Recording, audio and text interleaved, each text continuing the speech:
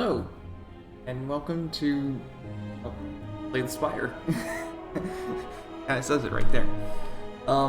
So I heard that this game was popular. I first saw it on a GMTK video where he described it, and I said it's basically Dominion as a video game. Dominion is a card game. I play board games at a board game convention.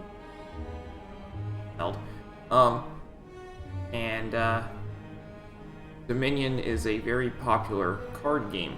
It's called a deck builder is the category, and basically what it is you can you pick up cards, and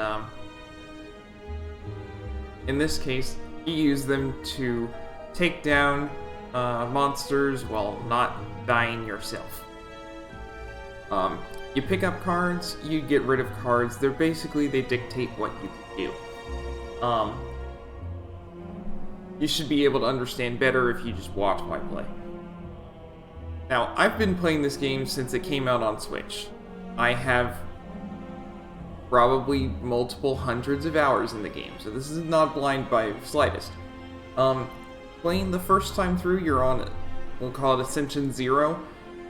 You just have to finish 3 runs to the top of the Spire with 3 different characters. They all play differently. There are 4 characters. The 4th character does not count for Ascension 0. There is an Ascension 0, but you don't get anything for it other than unlocking Ascension 1. Each time you finish an Ascension, you unlock the next one. It goes up to 20. I have never beaten Ascension 20, but I have unlocked Ascension 20 with one of the characters. But right now we can only play with the Ironclad, which is the easiest character by far, but not the one that I actually have Ascension 20 unlocked on.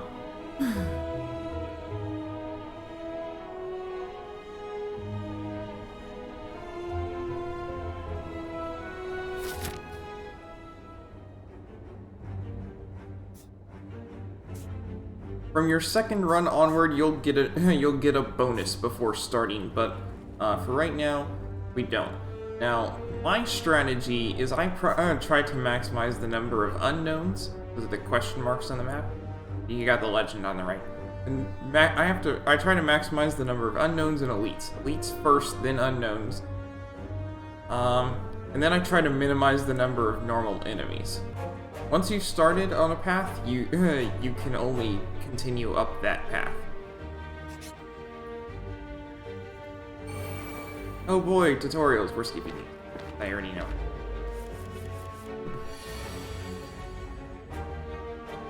So, I'm not saying I'm gonna get 100% because that requires things that include changing my playstyle and whatnot in order to get achievements. Part of it is you have to play very, very, very, very fast. I'm not good at that. So not gonna happen. Now, first priority is take less damage. Both enemies are attacking. That's your bias in my favor thing. Both enemies are attacking. You can see that. You can see how much damage they're gonna do. So you want to defend and try and get rid of that damage. I'm not going to try and get rid of all of the damage, but I need to get rid of. If my defend is going to... each defend adds 5 block. Those two together total 13. I'm not going to have any excess block, so I'm going to go ahead and do that. Then strikes deal 6 damage. Strikes suck. You want to get rid of them from your deck as much as you can. But for right now, that's all we have. Now these both have 12 HP, so no matter which one I hit, I can take them down next turn. But I only have 1 energy left. You can see that below and left of my character on the left. With the swirling logo, it says 1 of 3. So that's the end of my turn. I'm out of energy.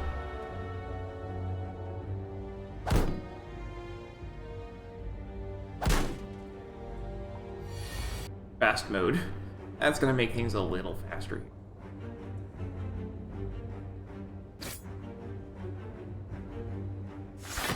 So that one enemy died, and now I'm not going to use the second defend because that's 4 block and it's a waste of a turn.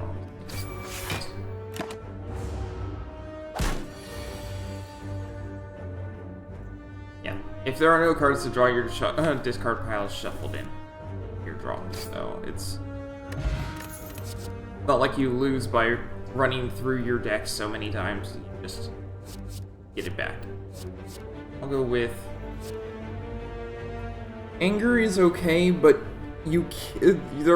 it's not easy to get rid of those cards, and they're basically a strike for 0 energy.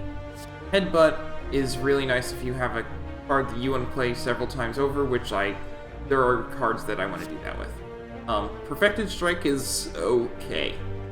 It takes 2 energy, which the fact that you start with 5 strikes helps, because then that means that it's doing 16 damage just when you start up the game. And the Ironclad does have a lot of cards, common cards, that contain the word strike, but and Perfected Strike does include that, does include itself, so it's actually doing 18. But Headbutt, I think, is the best out of all of these.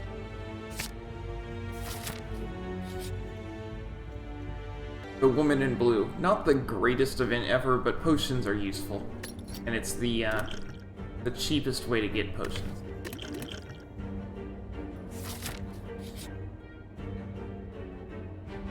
And yay, a merchant, and I'm low on gold. You can buy artifacts here. Artifacts are the best way to do this. Are the best thing to buy here. No matter what, artifacts are the best thing to buy. Thankfully, I have just barely enough gold to buy Corruption, which is pretty much the best card the Ironclad can get.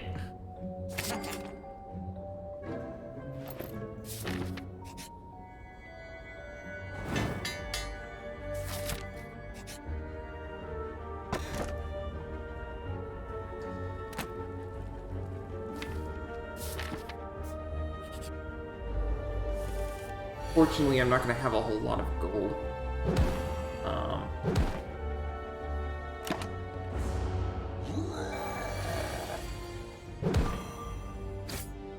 So this guy has Enrage. Whenever you play a skill, he gains 2 strength, so blocks are that much worse. Basically, I'm going to try and avoid playing blocks against this guy, or defense against this guy, as much as I can. Corruption makes them less bad because then they don't take up any energy, but I think I can kill this guy pretty fast.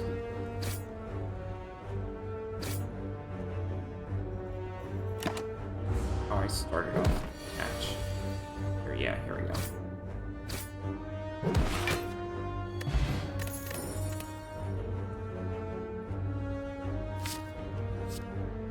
Power cards are like Corruption, they last for the rest of the fight after you.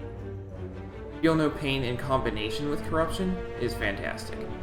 Because Corruption, what it does is you can play all your skills are 0 cost, but they exhaust. Which means that they're gone for the rest of the fight. Feel No Pain, you get 3 more block every time you do that. And I have no gold. What's he got? Oh man, Fire Breathing. Fire Breathing is really nice. Can't buy any. I literally can't afford anything. Crap. Oh, Feel No Pain is also really nice for this fight because they give you a bunch of cards that exhaust. It says Unplayable Ethereal. That means that it's a card that just sort of sits in your deck. You can't do anything with it, because it's unplayable. But it's ethereal, which means that at the end of your turn, it exhausts. Which, every time that happens, I get 3.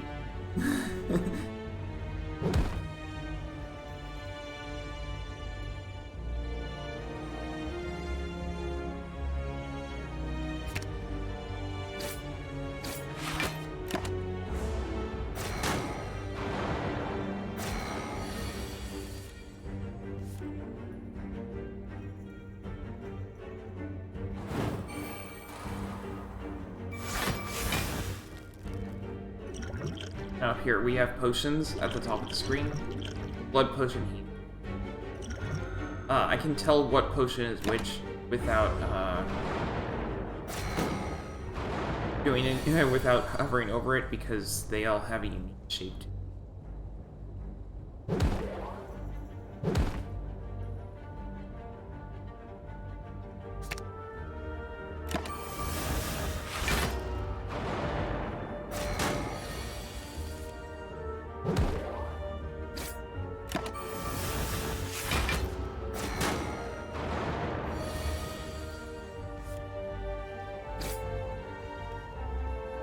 Still getting 9 in.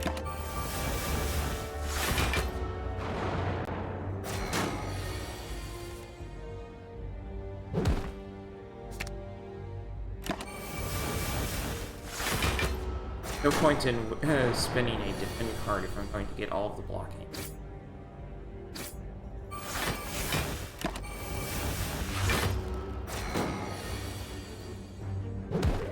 I only have so many, and when they're gone, they're gone.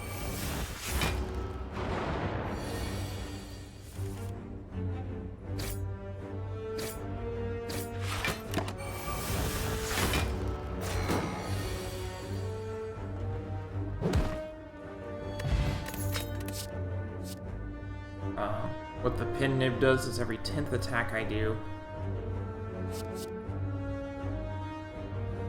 it'll do double damage. Flash is okay because I have corruption, but it's still not fantastic. Because status cards will keep it from being played. There are relics that you can get so that status cards won't be a problem. I don't have them. I'm gonna get Shrug It Off.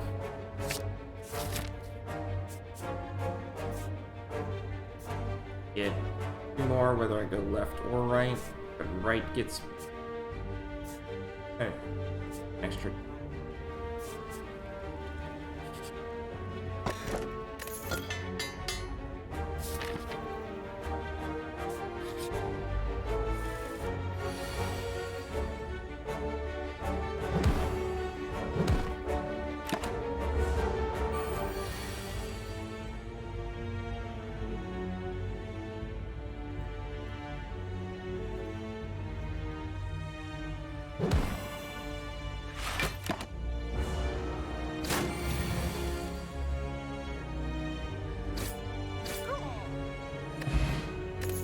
I've memorized what basically every single foe is. So nothing is going to be...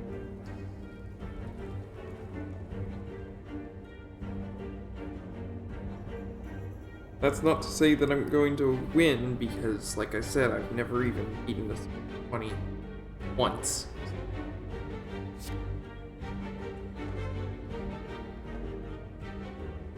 I'll go with brutality.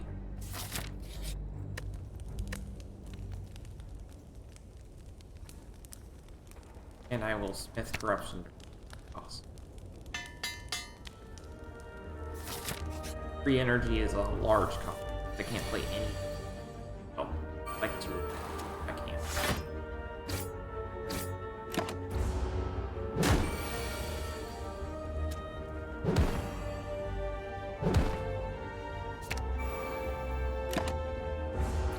Oh, this thing's going down. Activate.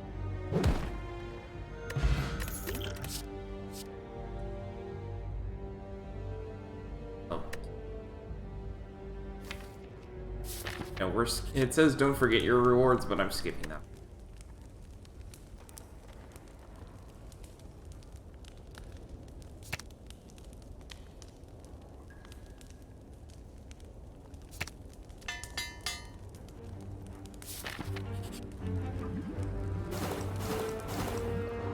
So every time that you press A there, it takes 1 more HP to check again, but it also increases the chance that something that I'll get a relic. Sometimes it's worth it, sometimes.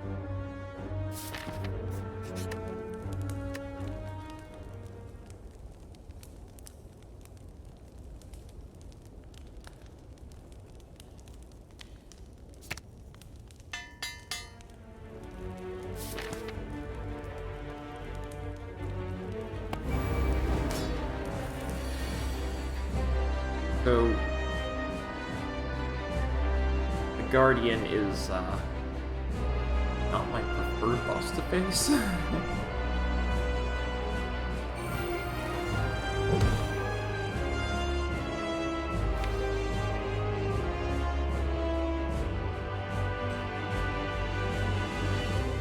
I'll go with Brutal.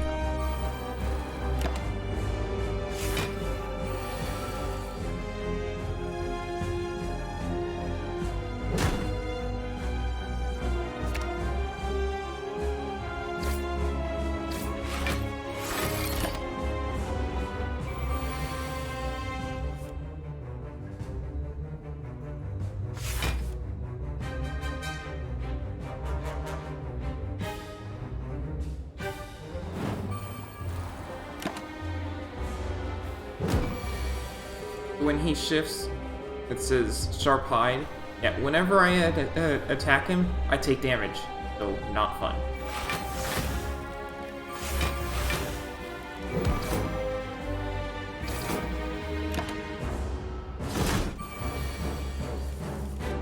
Now, thankfully the damage can be blocked, but it's still not great.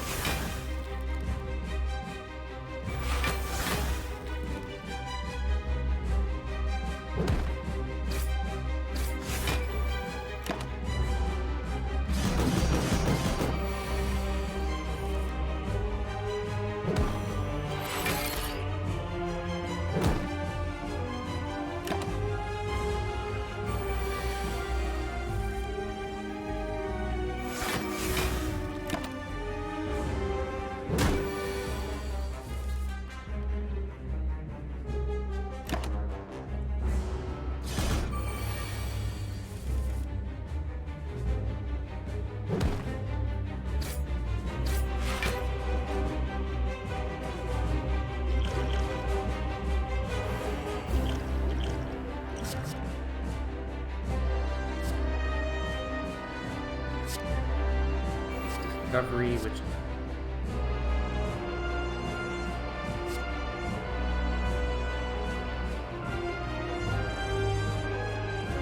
Fire Breathing does me no good because nothing makes status or personal. Either does me. We'll go with Rain.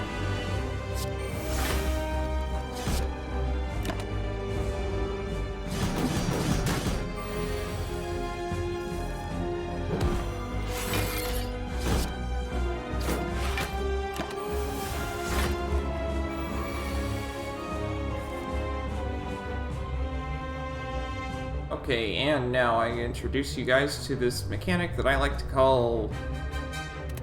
Anyway. Other people might call that cheating, but basically it means that I get to restart something when I'm confident that I could have won anyway, but I didn't. Because I played poorly. Because what happens is, it will save anything... As soon as you enter a new spot on the map, it saves. That's when it saves. So...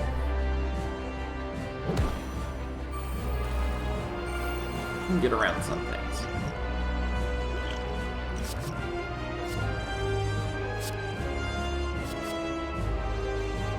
Oh, that's different. Go with blood. I was not expecting that at all. So that's another thing is, it sets the random seed whenever you do something that can be random.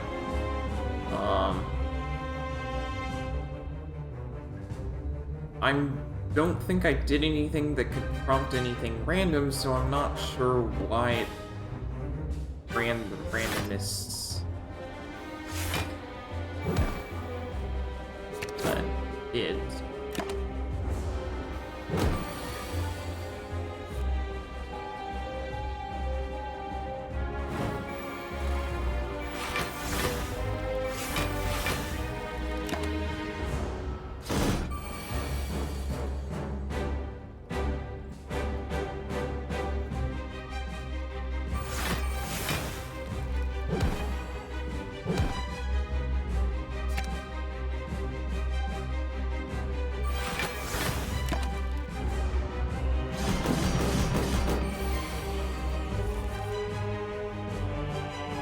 if I perform actions after a save and quit, it should result in the exact same action every time. If I do things exact same way after a save and a quit, it should result in the exact same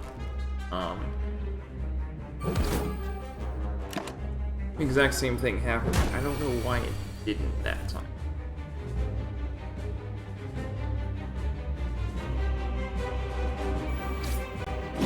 It was worth the 3 damage for the 32 damage.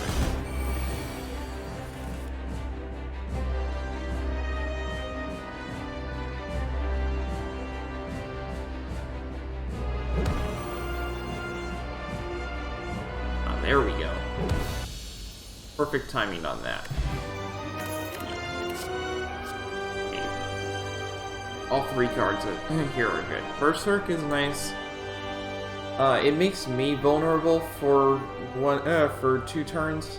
1 turn if upgraded. But it gives me an extra energy. Extra energy is really nice. Reaper will heal damage equal to unblocked damage, so don't use this against a blocking enemy. You want to use it against crowds of enemies too, which is hard. And then feed is nice to have early in the game. If you kill a non-minion enemy, and I'll be able to tell you what minion enemies are later when we see some, then you get more max HP. You can only use this once per combat, though, because of the exhaust. I think I'll go with feed. And then you get a relic after a boss.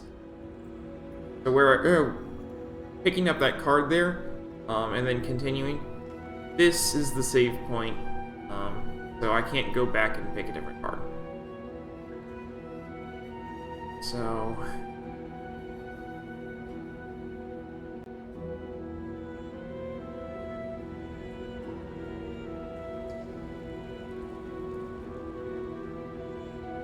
none of these are ideal. I think I'll go with the Runic Pyramid, which means that I get to keep my hand every turn.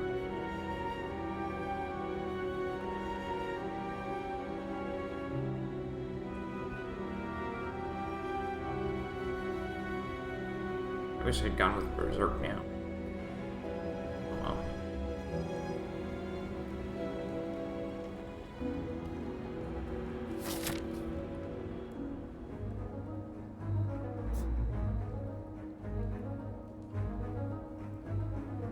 I've known what was coming. Most boss relics will give you +1 energy. The only one there that would give me +1 energy is the Busted Crown, but it also reduces the card drops by 2. Which means my selection is narrower, which is really bad.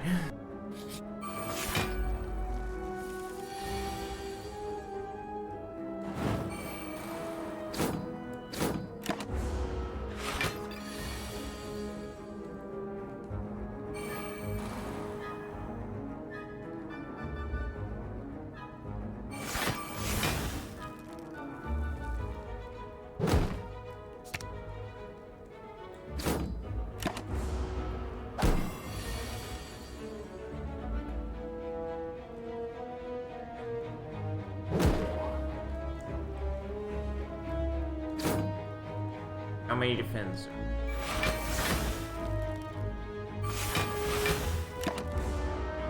You can only have 10 cards in your hand, so I do need to actually keep that in mind.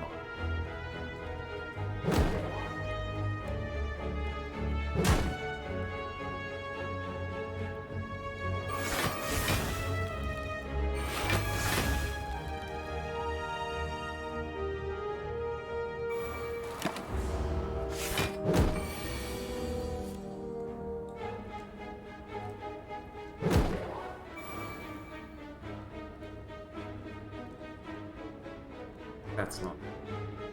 That's too... I'm gonna kill him. Feed.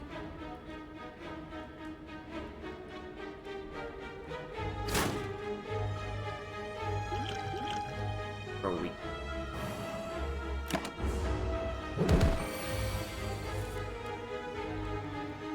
Alright, now I can kill him.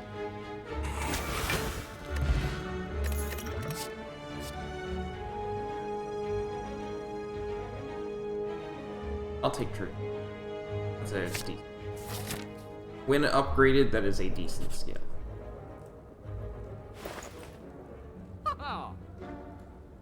Okay, the eggs are all really nice. It means that whenever you pick up something of the designated category, it will be upgraded. So there's the toxic egg for skills. I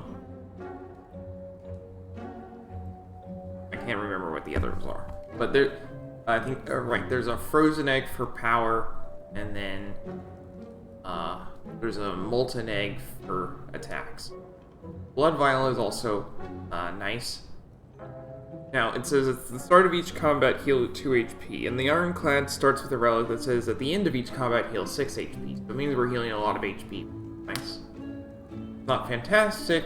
8 HP is not a ton.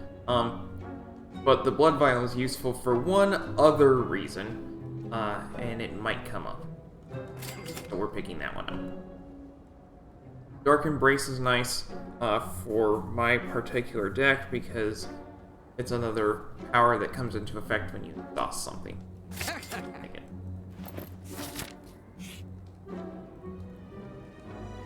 Here's the other thing that here's the other sort of thing that will block you from using Clash is first cards.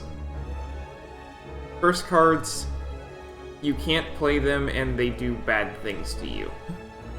Sometimes all they do is you can't play them. This one makes you frail, which that last enemy inflicted on me, it means that my blocks are less effective for the next turn. But I got a relic from him, and so that was worth it. I don't have the Golden Idol because I never found the Golden Idol event, which just didn't come up. I can gain max HP and lose temporary HP, so I'll do that. It's not terrible. Ancient Tea Set says that after every campfire, the next combat will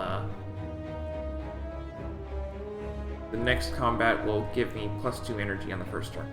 The Lantern is +1 energy of every combat.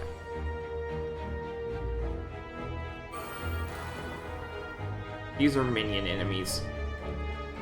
You want to kill the Gremlin Lizards as fast as you possibly can because they, on turn 3,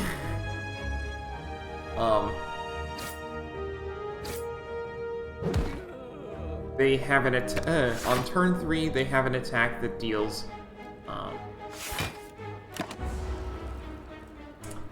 30 damage.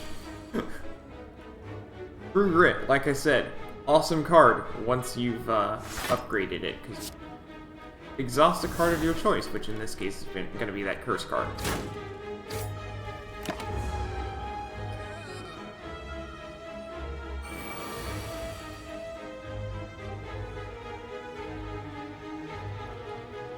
Whew.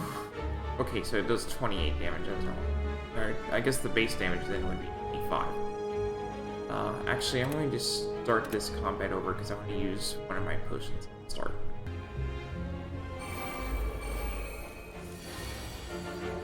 People might call it cheating to start over combats like I do, but it also means I spend a lot less time running up.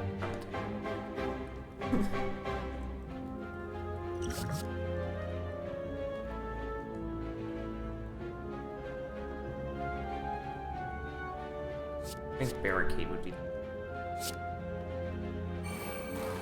Normally, when you end your turn, you lose any block that you gained, but Barricade means that.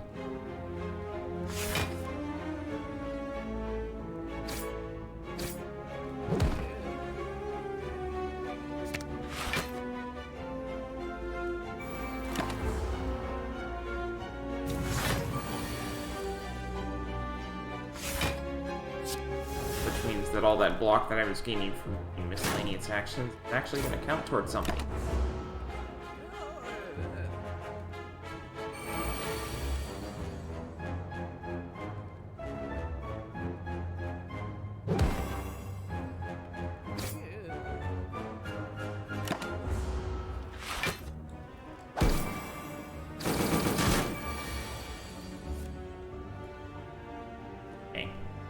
My hand is full, I need to... Remember what I said about Barricade? Time to exhaust a lot of cards.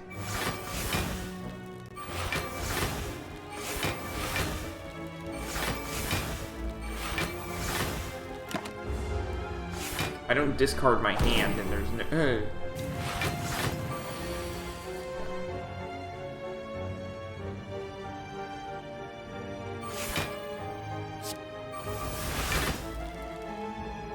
That was my last exhaust card, so this is my entire deck now.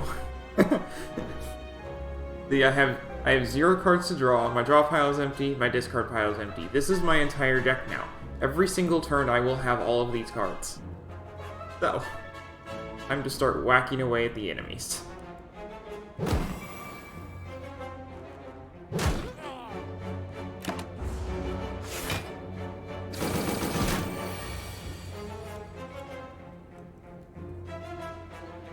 Now this is a shield gremlin, all it does is shield other foes. I'm going to just get rid of this guy. Because he's the gremlin leader. When I get rid of him, he's done. That's it.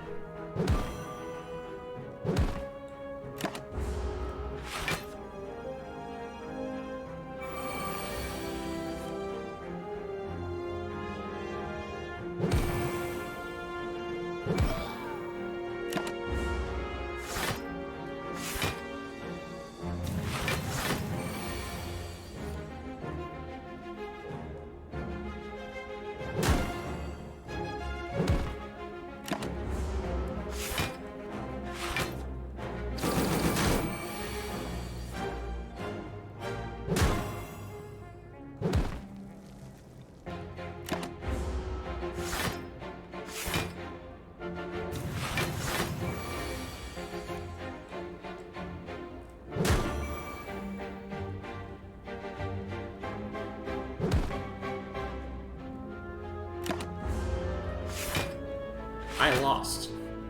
Whoops. What?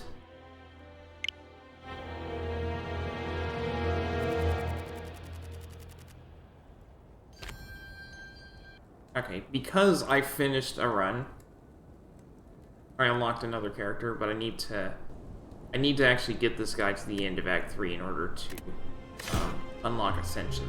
I need to keep going. I'm gonna keep going with him until I finish Ascension.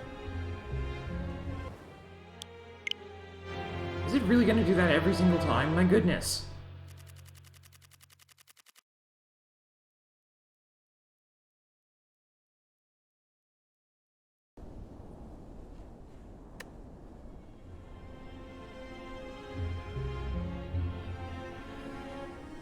That's annoying. We're only an hour in. Okay. I'm gonna do something to save us a lot of time, because I can't link an account to this. So, because I don't have another account. So I'm going to,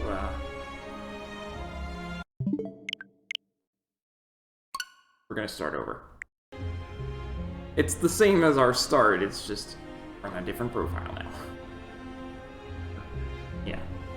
And it's not going to ask us to link an account every single time we finish a run. And I need to pass my...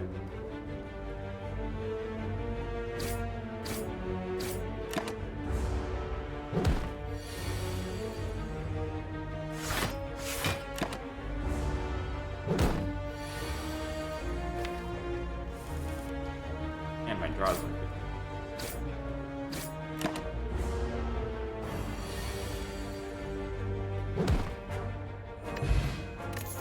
Fruit juice. This is the best potion in the game, in my opinion anyway.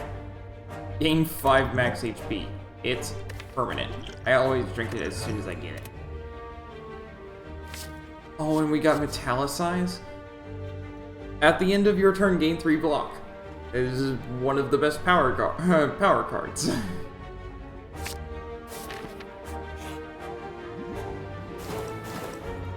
And we got the frozen egg. I told you about it earlier. I wish we'd got that before Metallicize, but it's just gained 4 block instead of 3, so it's not that bad. for missing out on that. I can upgrade it myself later. The first time you attack these louses, then they gain block. It goes away at the end of their turns, so attack them next turn. Here's an X attack, Whirlwind. 5 damage to all enemies X time, which is pretty nice. Dark Embrace is also nice. Yeah. Go with Dark Embrace.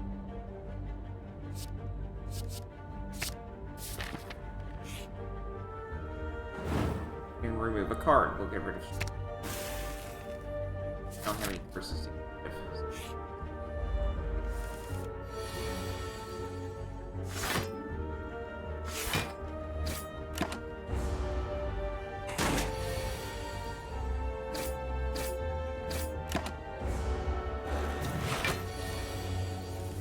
I'm not gonna attack, there's no point in defending.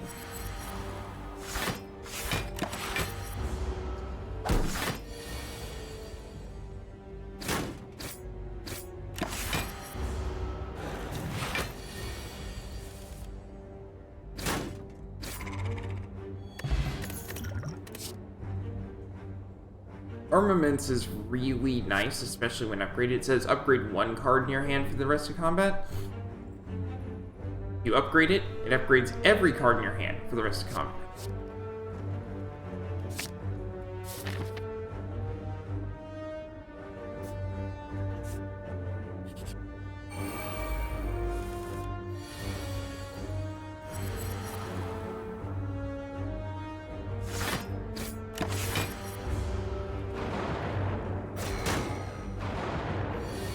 The reason I got Dark Embrace was nice.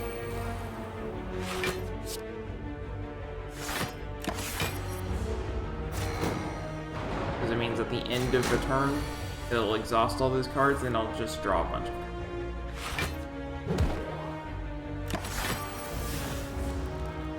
I'm not getting any block from it like I was like I was with that other card. But I am getting more cards, which means I'm going to run through those dazed really fast.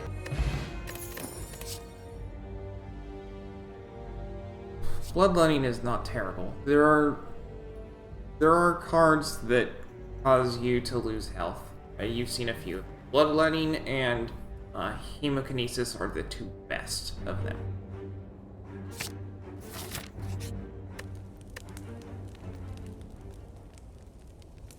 Armaments is great for just upgrading everything in your... everything.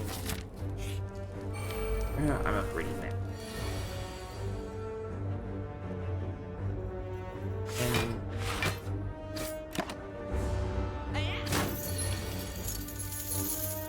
armaments.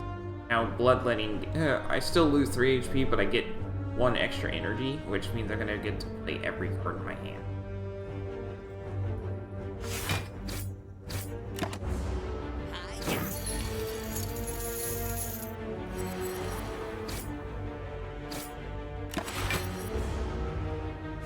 If you take too long to kill thieves, they're gone. Which is the case here. Which means I'm gonna have to take more damage in order to get rid of this guy.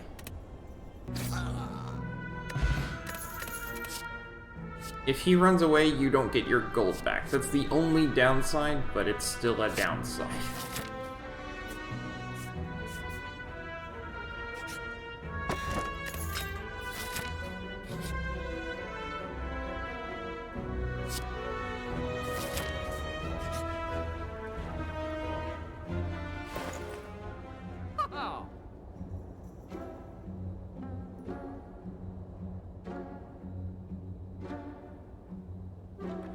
X might be worth it.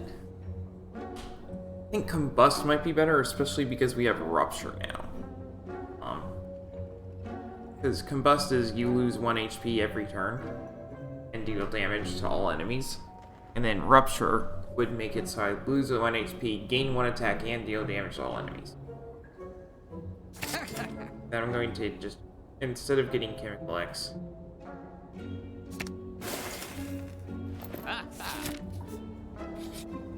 because Regret can deal a lot of damage over time.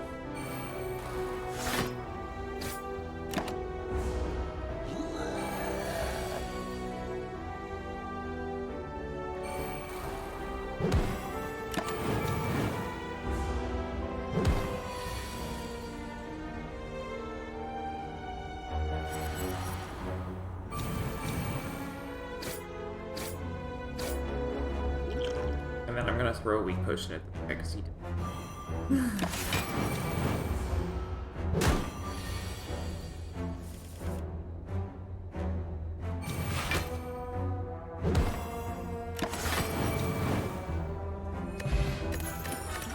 Regal Pillow makes it so that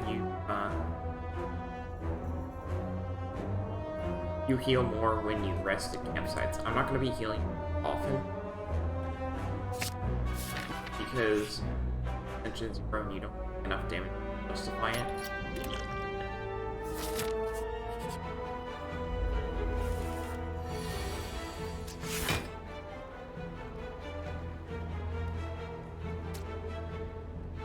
I need to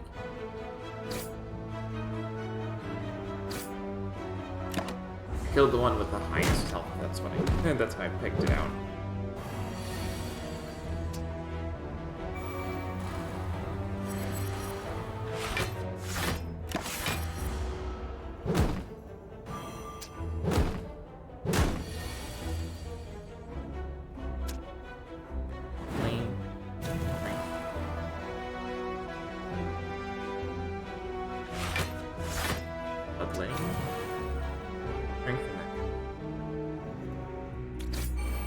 They do more damage.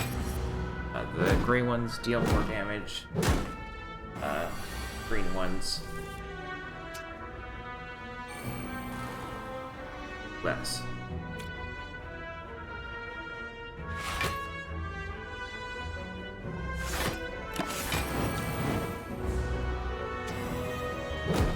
And now because of Combust, they're all gonna die this turn.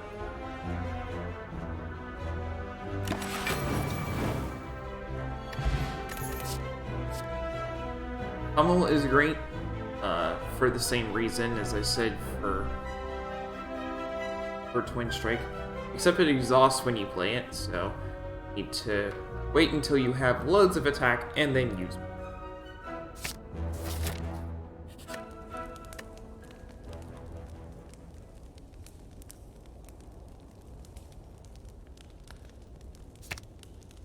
Oh, Smith, outside.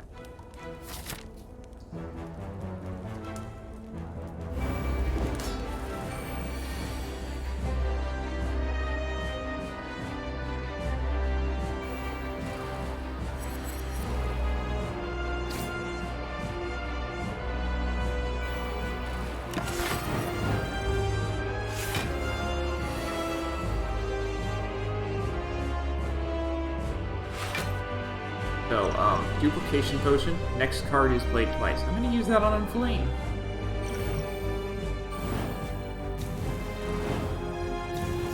Now I have a load of attack.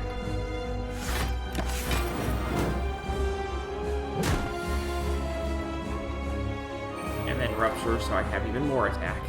Well, coming in. I don't have that much attack yet, so I'm gonna wait to play Exhaust.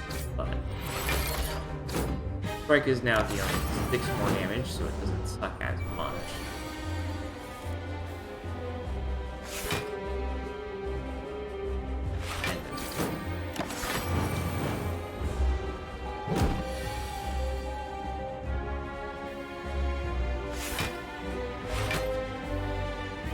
Ooh, Bloodletting back.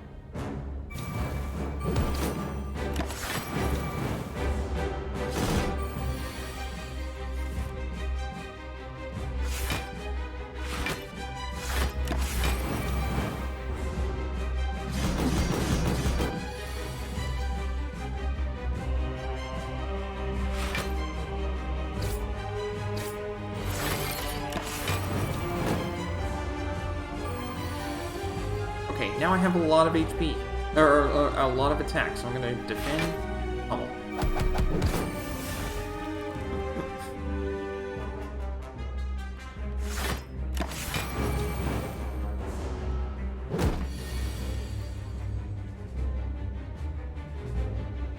And strike.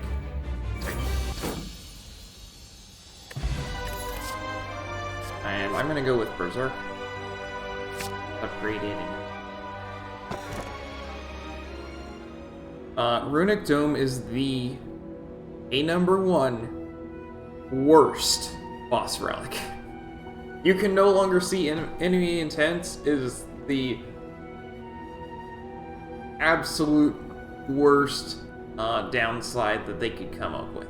Enemy intent makes not being able to see what enemies are going to do. For some enemies, it doesn't matter at all because they always do the exact same attacks in a pattern. Like those sentry elites.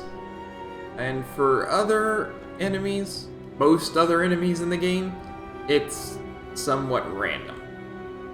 They have a basic AI to them, so that like if they're below a certain amount of health, then they'll do this attack sometime within the next 3 turns or whatever. But it's not guaranteed what they're gonna do at any given time, so I don't want to go with Runic Dome. Black Blood is not great; it just doubles the effect of our starting relic. But Empty Cage does nothing but take 2 cards out of our deck, and I'd just get rid of 2 strikes. It's not fantastic. So I'm just gonna go with Black Blood. Looks like we're stuck with 1 elite. Elites are good because they give you a relic. That's what they're good for.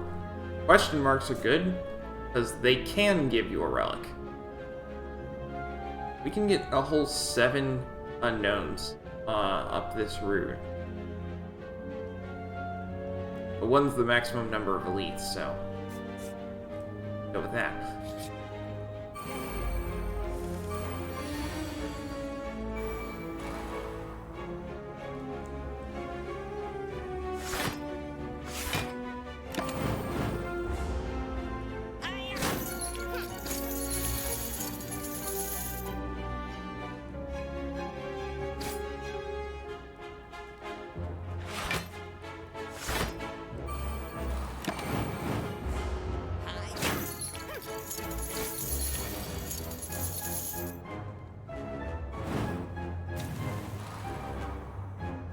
This guy.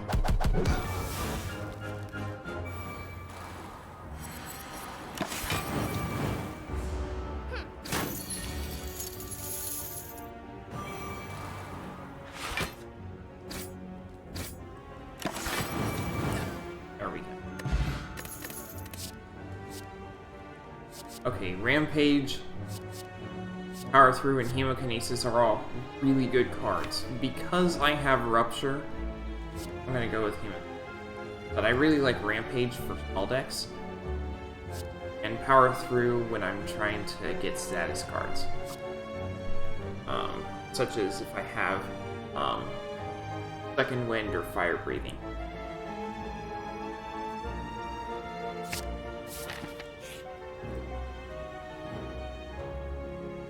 And I'll go with the Ritual.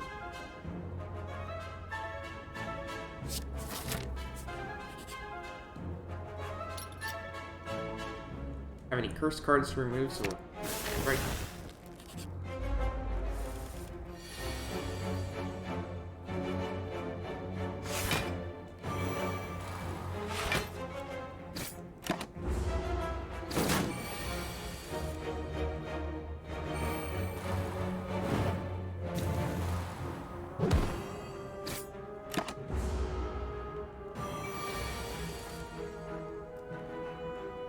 Ritual Dagger is, if fatal, it'll increase the damage that you...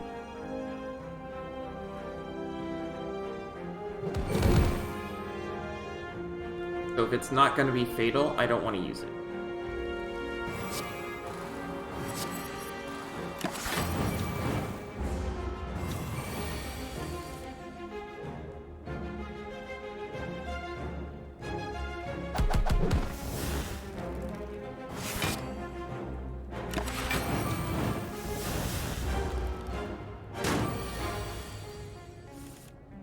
There we go, now it'll be fake. Perfect. Oh, I should have used armaments first, because when it's upgraded, it'll raise its attack by 1.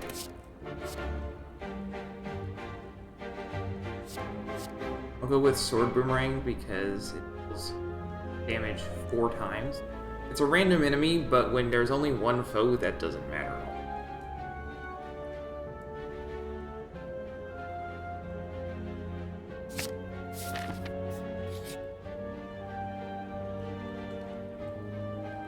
So the special relic you get here makes you have +3 attack on your first turn, which is not great, but not terrible. Get Jaxed. Lose 3 HP, gain 2 strength. So that's gain 2 strength, and then gain 1 more strength when I have Rupture active. So we're taking that. And then, of course, I'm going to... No, I'm going to Smith Ritual Dagger.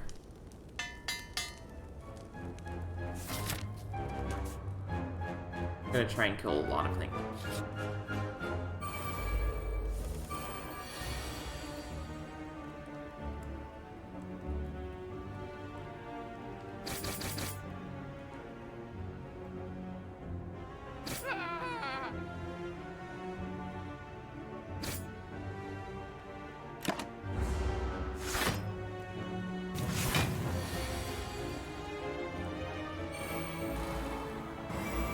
Wow, that was a nice turn.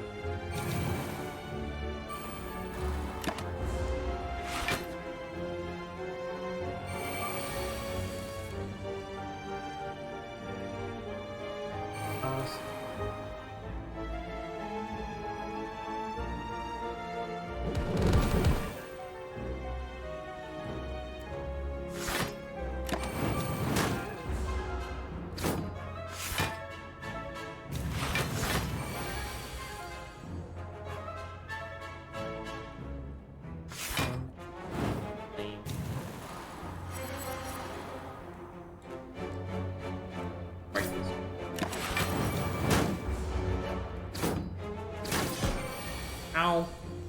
So low on health. Ornaments.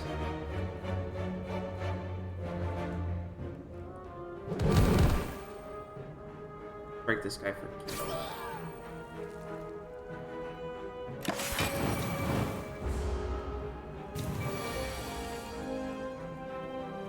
I don't have a lot of health left.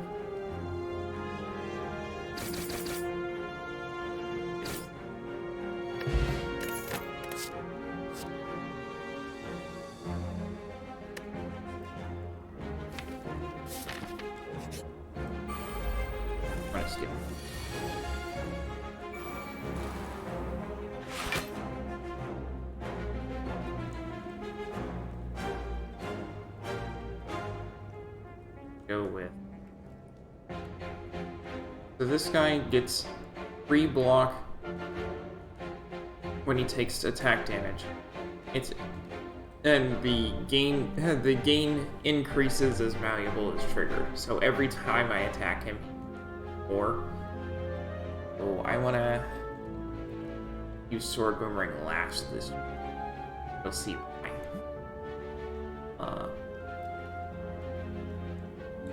I'll go with Strike. Okay, here we go. Yeah. He gets 22 block out of that.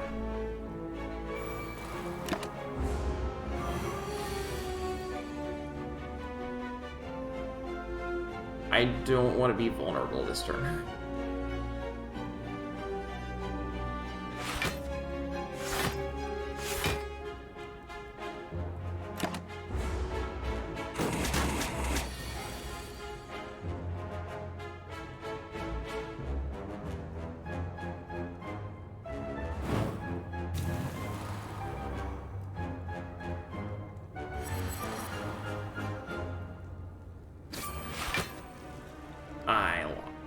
I can't see a single thing I can do.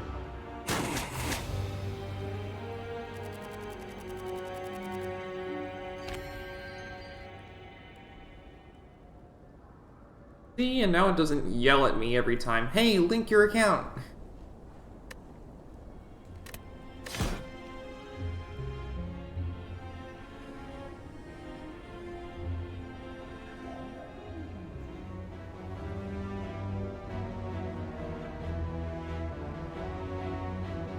So if you reach the first boss, then you get this bonus. If you don't reach the first boss, you get a much worse choice for bonus.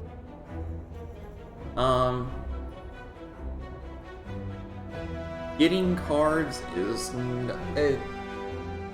not always a great idea. I think I'm gonna go with the random boss relic. Okay, so that one gives me +1 energy, and all foes have +1 attack, which is not terrible. Especially because this is Ascension 0. There are later ascensions that will raise how much damage. I'll go deep into get to that.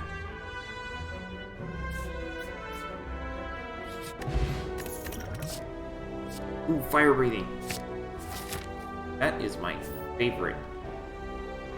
So I went with this route because I can get 2.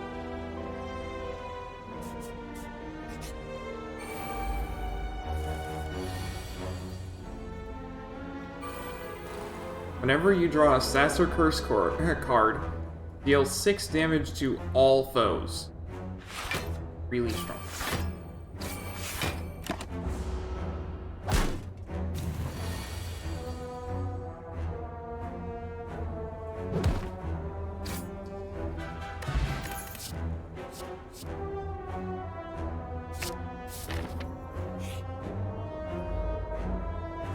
Uppercut does 13 damage, and you apply 1 weak and 1 vulnerable.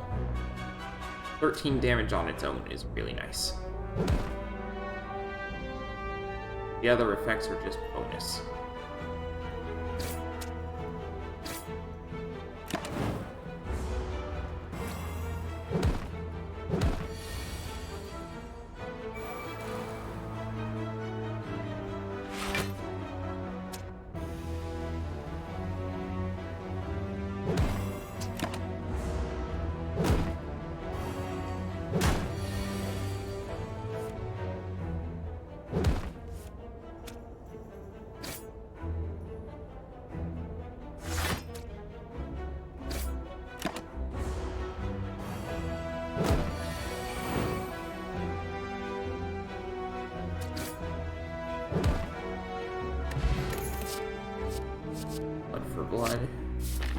Blood for Blood in general is a good card.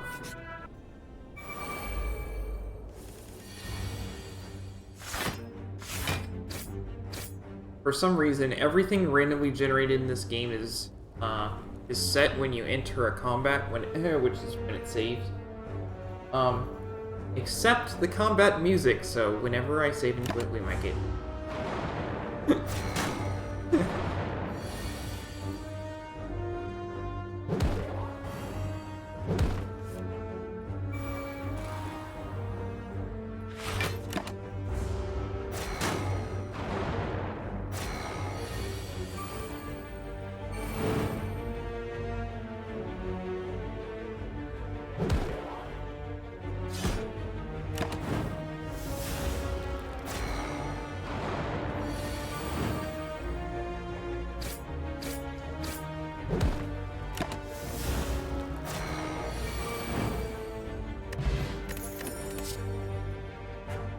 Ooh, we got Sharon's Ashes.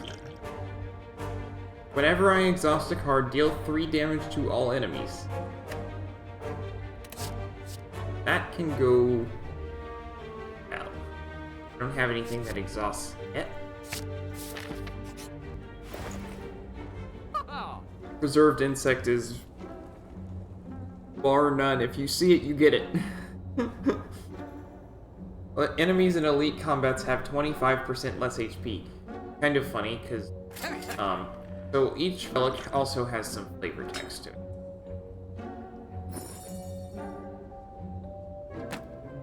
This insect seems to create a shrinking aura that targets particularly large enemies.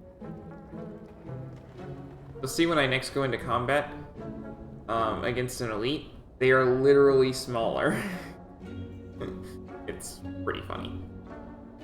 Because of Sharon's ashes, I'm actually also purchased Sever Soul. Exhausts all non-attack cards in my hand. I'm going to get a card removal. Regret.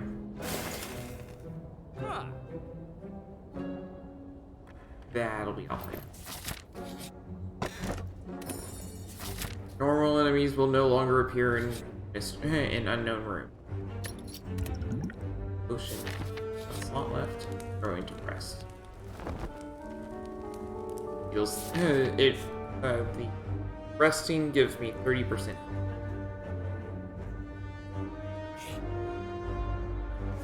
It's literally smaller. Now, boss fights can be really forget. Blood for blood is my favorite.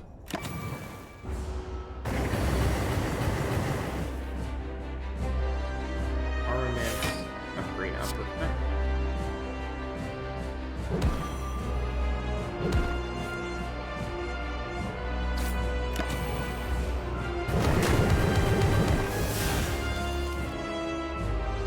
Fire rating. This guy gives you a lot of burn status cards, so that fire rating is gonna work for me.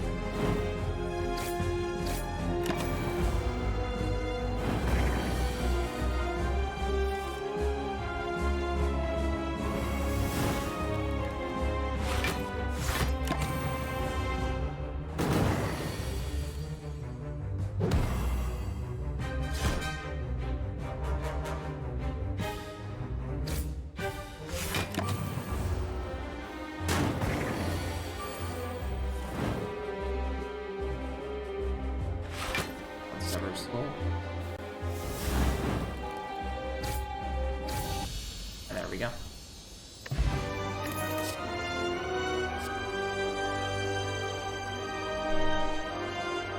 Fiendfire is not terrible, especially because I have Sharon's Ashes. Go with that.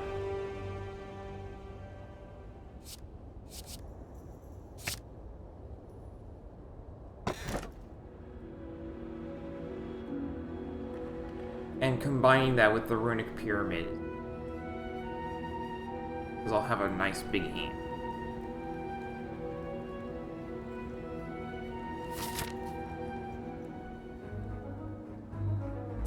Here.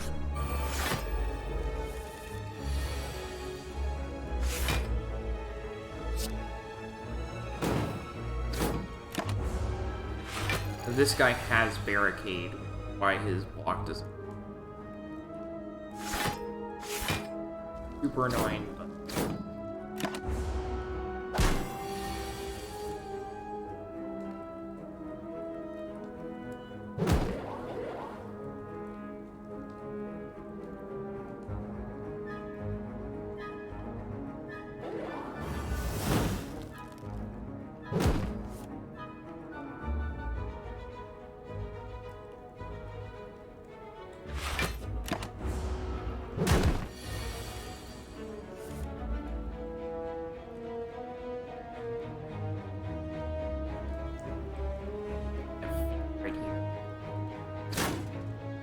Now let's more HP for me.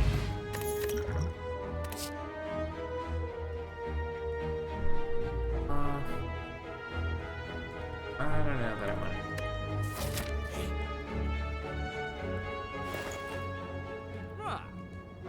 Oh man. Champion belt, Shuriken. I think I'll go with Shuriken. Every time you play 3 attacks, you get a strength. It's 3 attacks in 1 turn. It has to be in 1 turn.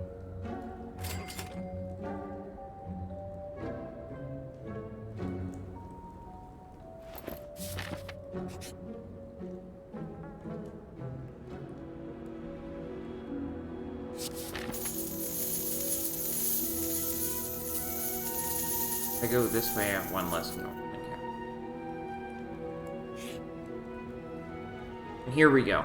So, it says remove all strengths for received by bites. Lose 26 max HP. Now, strikes are terrible, so this is you always want to take this. But,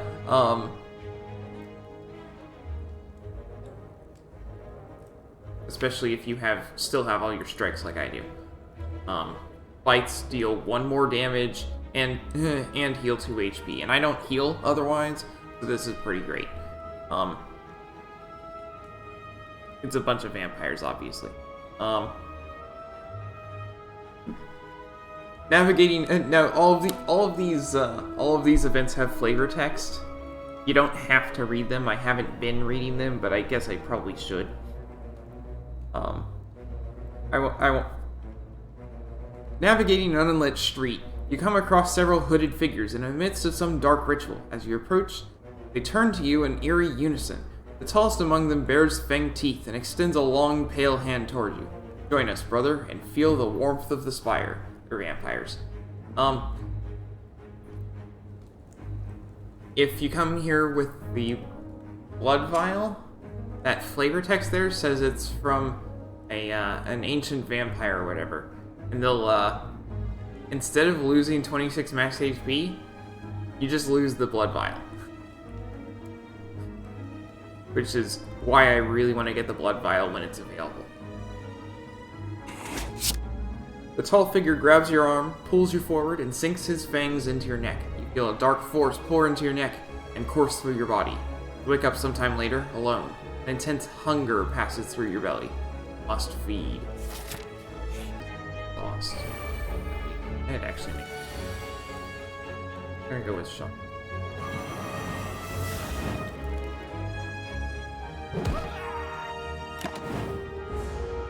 Thankfully, the you don't discard your hand does not apply for first card.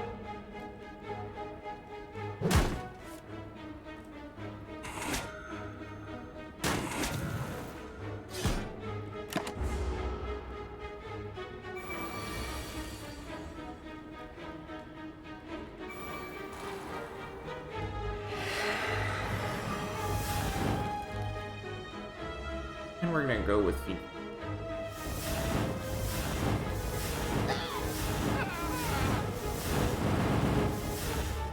that did a lot of damage.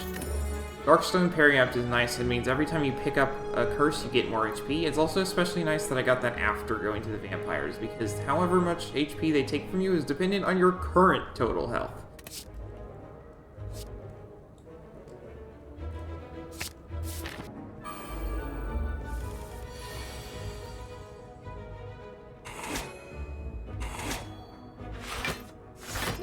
This guy likes to do attacks in large groups. Playing the liquid frontier.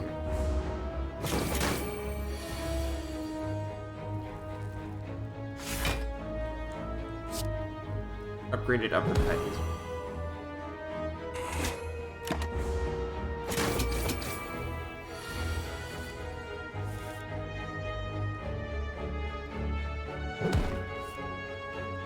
Fire breathing is also nice. Oh.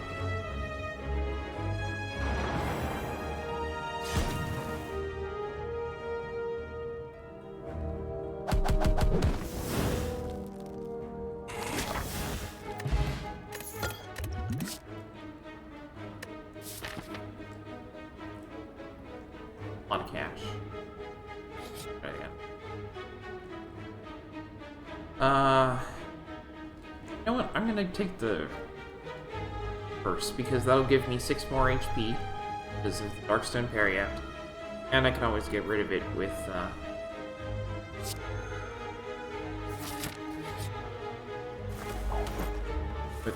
with my exhaust card. Okay, I'm going to...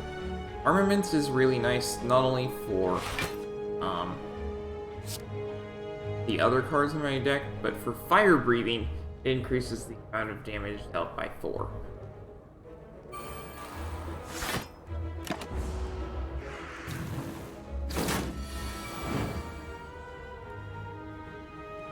Especially, these guys have flight. They take half damage. Not nice at all. So I want to...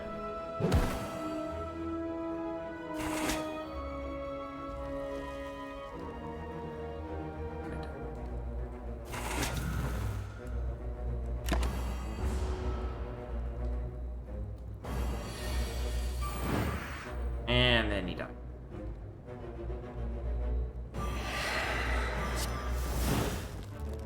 Thunderclap. We're gonna set.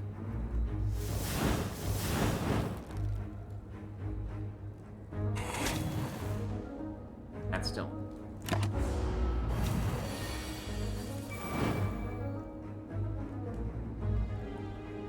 Fight.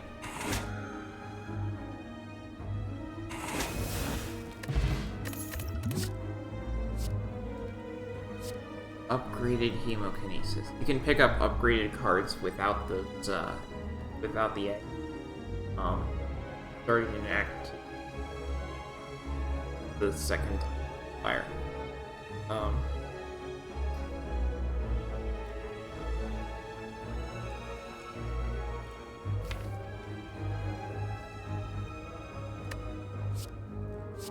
Sure, I'll take it. It does a large amount. Okay, a note for yourself. So the first time you encounter this, it'll be, you find a folded note and a card inside. It reads, "The heart awaits." This is your handwriting. Basically, you can leave cards for yourself. I'm going to do that, and I'm going to give it the Hemokinesis Plus. Because it doesn't really fit with my deck. The first time you encounter it, it will contain an Iron Wave. But you can leave cards for yourself, and this also applies for if you play other characters. So like if I play, so I've unlocked the Silent as the second character. If I play with the Silent, Hemokinesis is not an available card for the Silent, but if I encounter this event, I can get Hemokinesis. What is going on?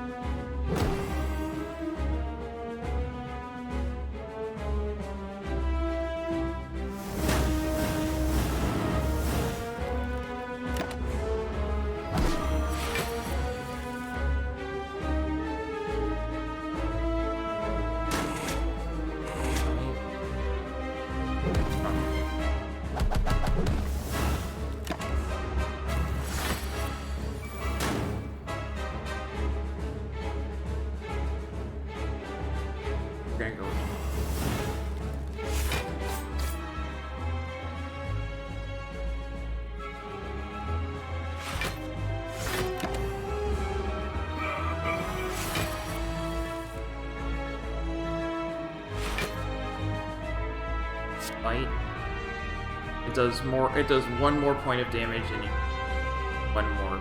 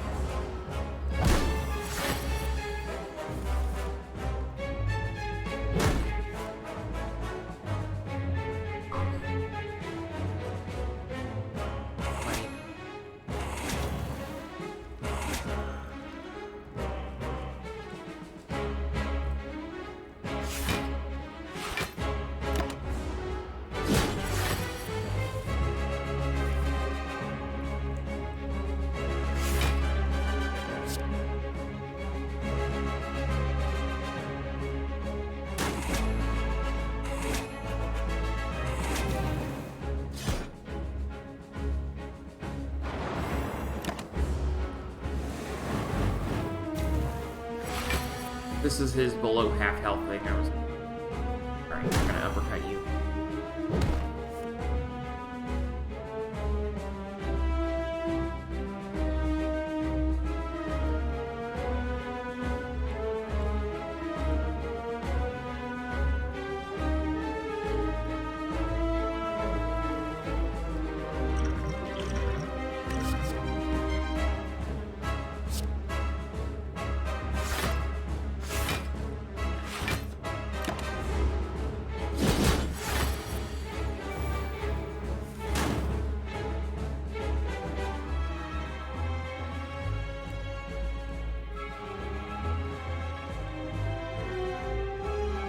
Ever so.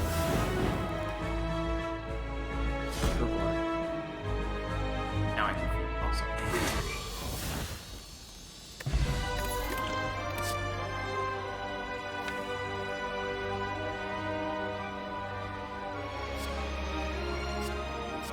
We're gonna go with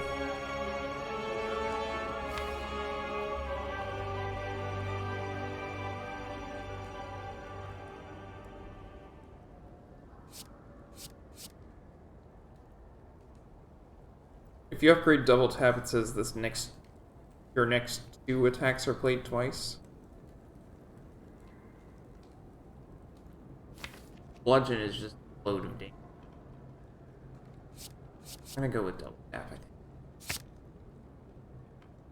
I think. Mark of Pain is easily the best of these of the relics that will give you extra energy. Gain energy at the start of your turn. At the start of combat, shuffle 2 wounds into your draw pile. That is a status card that does nothing. It's just unplayable. So, not bad at all. Especially since I have fire breathing.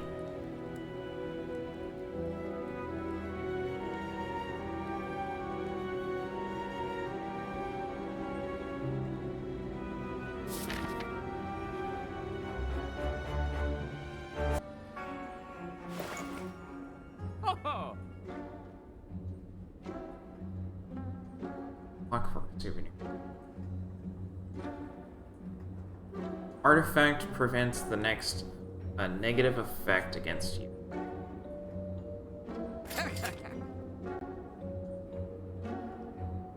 Or would also be. Strawberry just raises my max HP.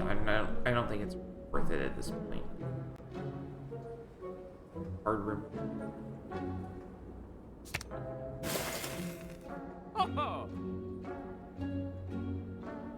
And save my cash. In case I come across another shop, for example. And I got a curse. Oh, that's fine. Or max HP.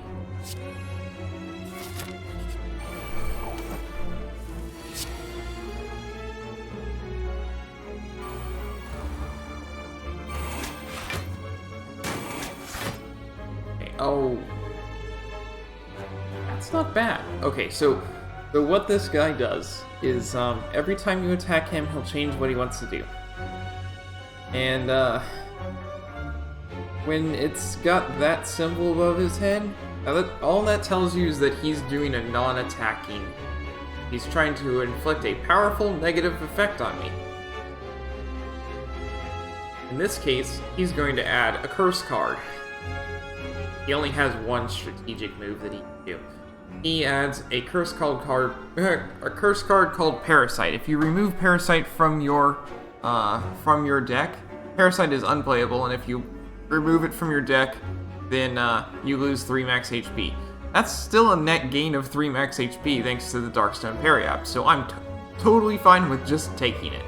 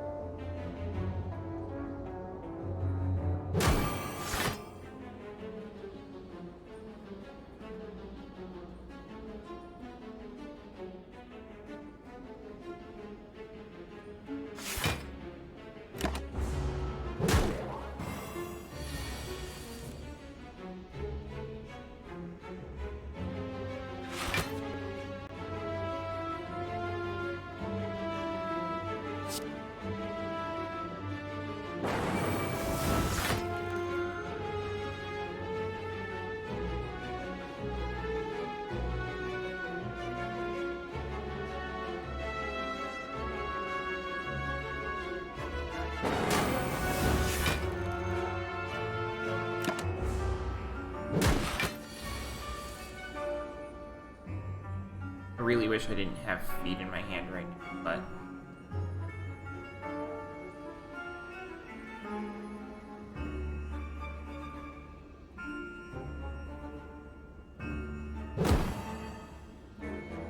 Right now he's weakened. Gotta do a brain pick.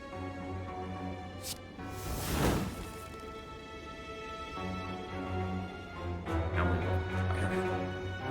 Or, no. Or I faint fire. What I do.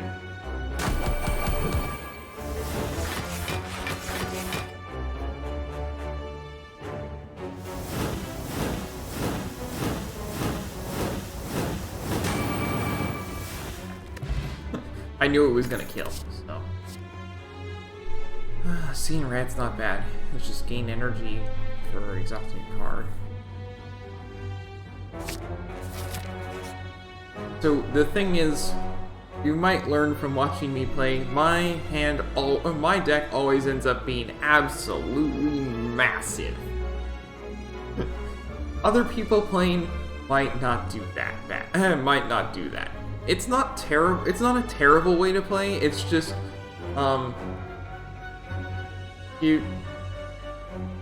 there's an achievement for finishing the game with less than 10 cards in your deck. You absolutely can play with a small deck. I just...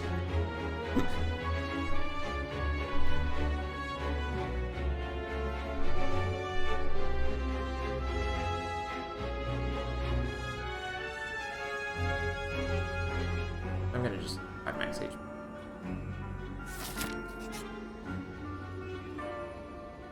Ooh, transform a card. Get rid of... Derivative. Clothesline was great. Oh well. So this dude. Whenever you play a card, Giant Head receives 10% more damage from attacks this turn. At this turn there is important.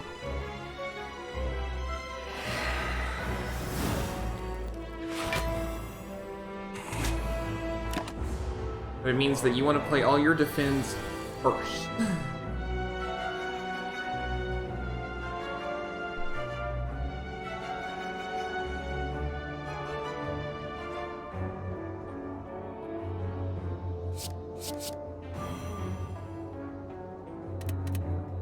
I feel dumb.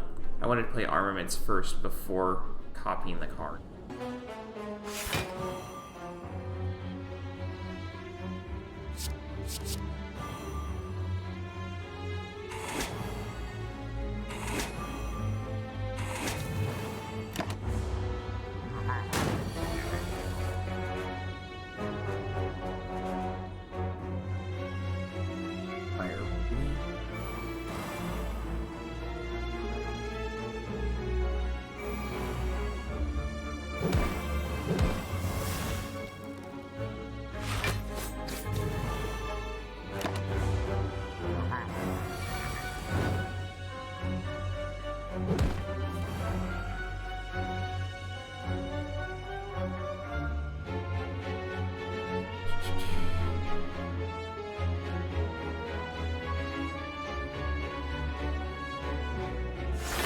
Defend.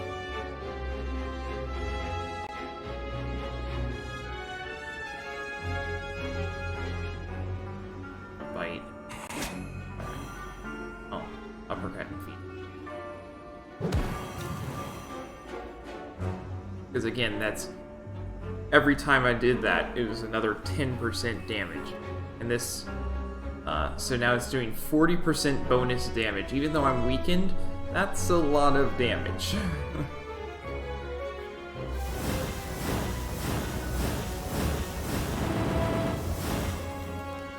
It didn't kill him, but it did a lot of damage.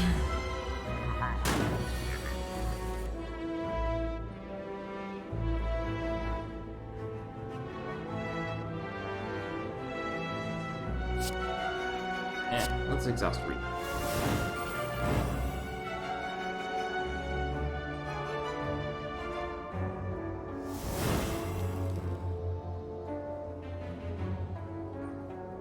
Clothesline does a bunch of damage. bite, then Clothesline still does less than Sever Soul.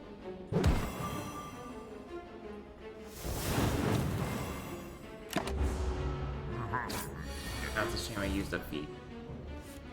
Dead now.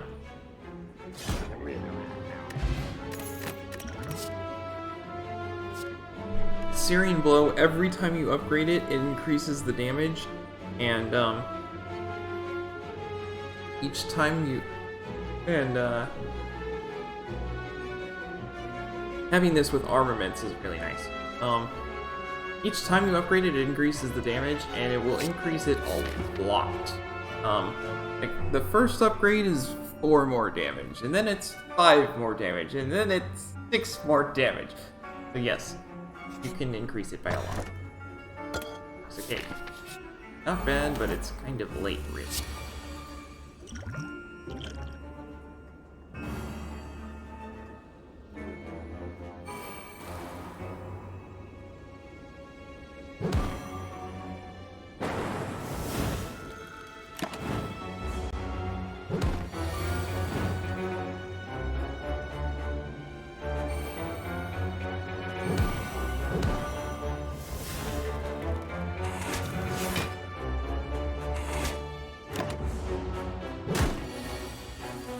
So this guy has only one strategic move, and what he does is, makes it so that at the end of every turn, you take 10 damage.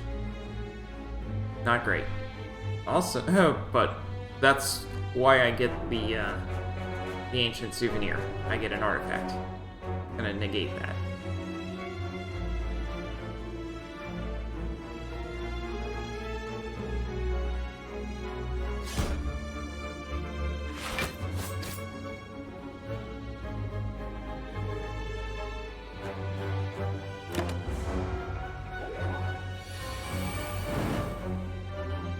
Armaments on slow.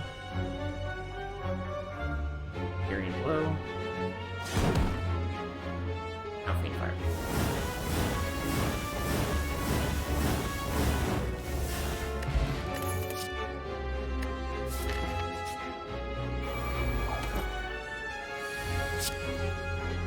This is where Reaper is helpful. Dual wield Reaper.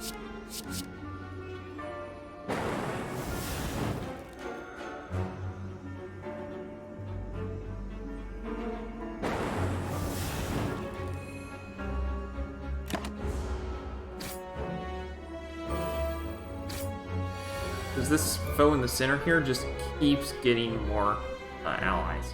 So, Reaper.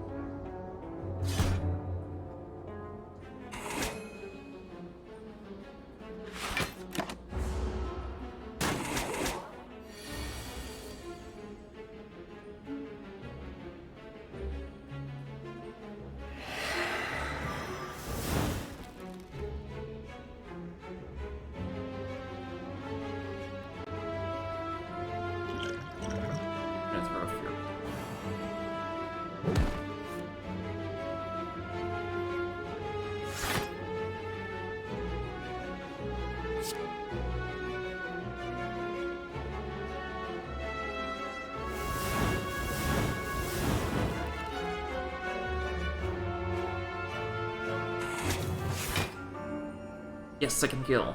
Awesome.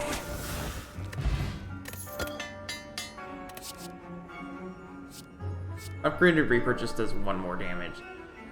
Worth it. I don't want it.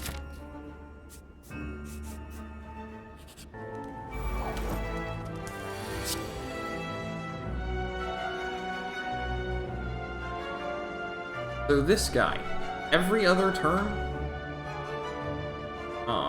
the negative effect, I don't know, he makes you frail, which means your blocks do less. He does lots of damage sometimes. He'll do like 45 damages attack power, so I'm glad I rested.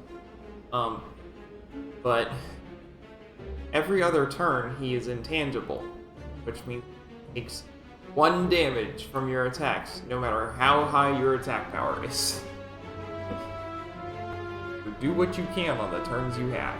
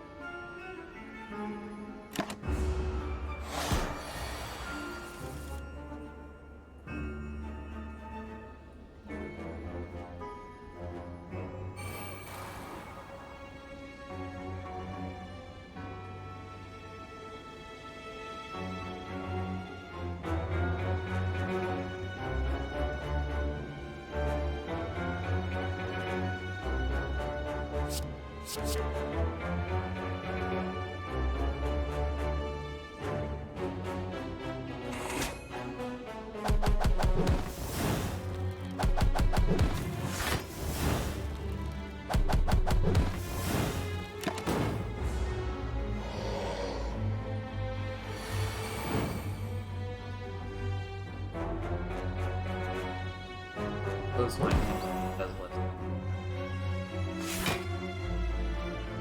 Going on.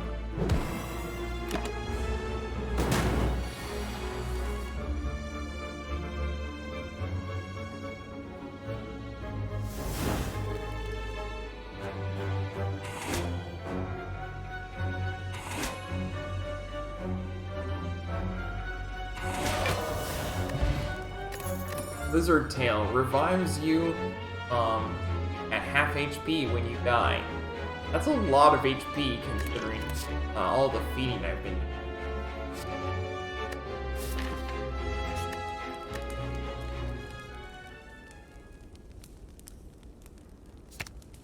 I'm gonna last part of the iron. Honestly. Alright. This guy.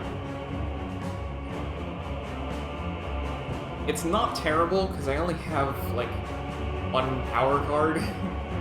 But whenever you play a power card against this guy, he gains 1 strength. Permanently.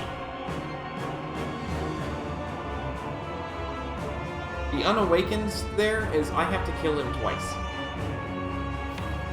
And when he is awakened, then that curiosity, whenever you play a power card, he gains 1 strength, that goes away. So once I kill him once, I'm free to play the power cards. But since I only have 1 power card anyway, that doesn't really matter. I'm gonna just play Fire Breathing. Plus 2 strength on him is not bad. What's really bad is sometimes I've had runs where it's like my entire deck revolves around power cards, and then I'm fighting this guy in phase 2 and he's got 14 strength, and yeah, he kills you fast.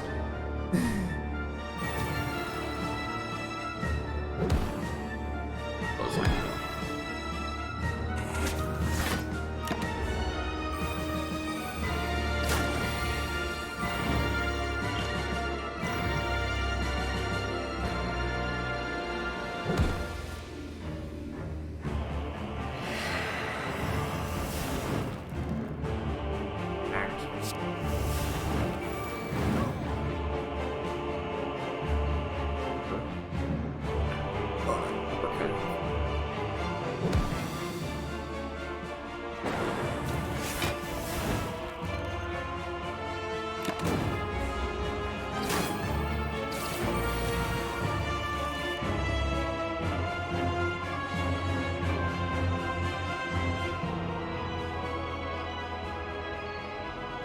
On a minion enemy.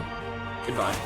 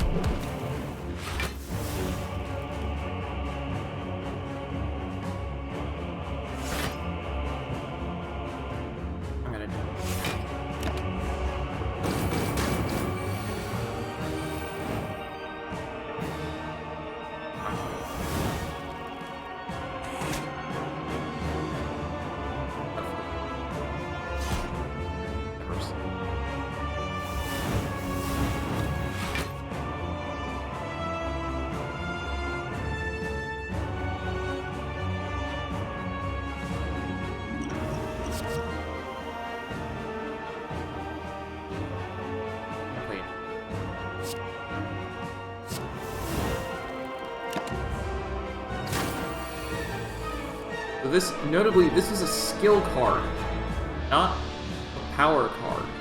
So, I can't double up on it with dual wield, but I can just, you know, play it several times over.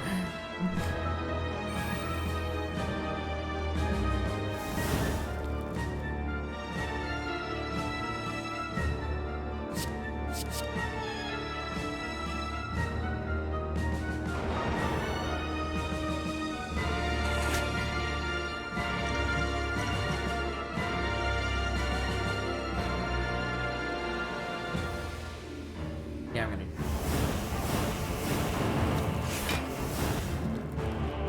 He's not dead yet?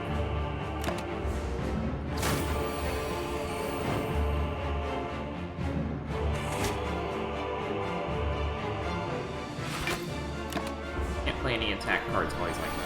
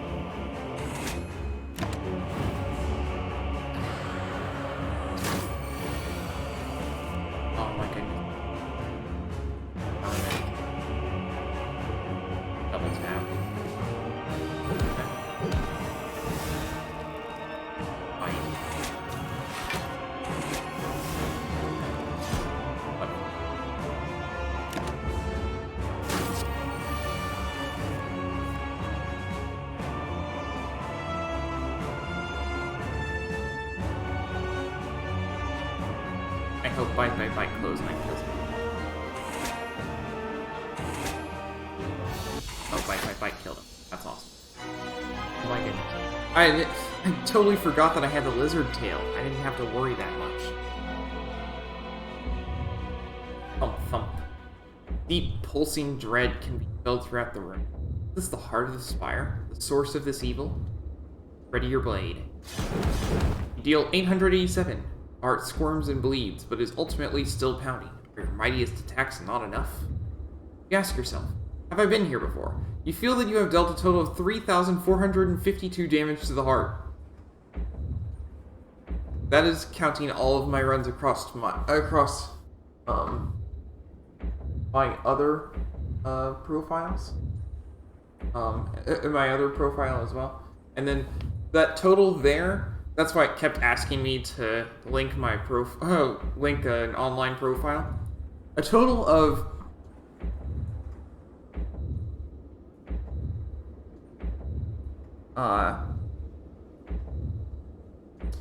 2,525,405,722 damage has been dealt by all who have challenged it.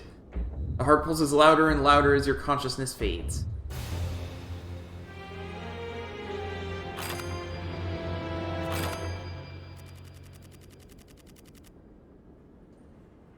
Really, one more point.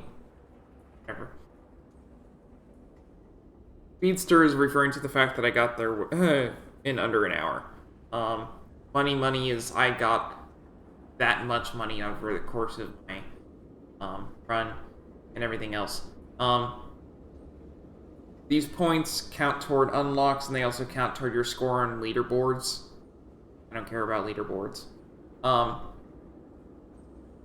Stuffed is referring to how much HP I had.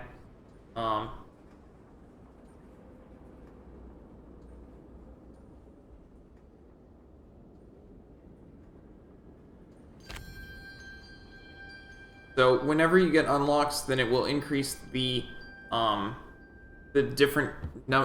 number of cards or relics available for that specific character, and those there are 5 unlocks per character. Most of the unlocked cards are pretty good. Spot weakness on its own is an adequate substitute for basically every other way of gaining strength.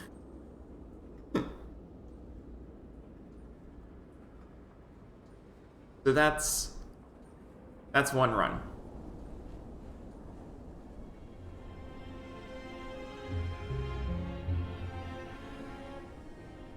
We have 3 characters that we have to get to the end with in order for these keys to all be glowing.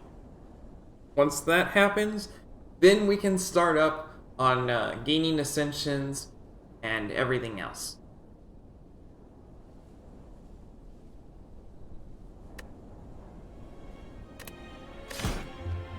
See, now it says ascension level 1.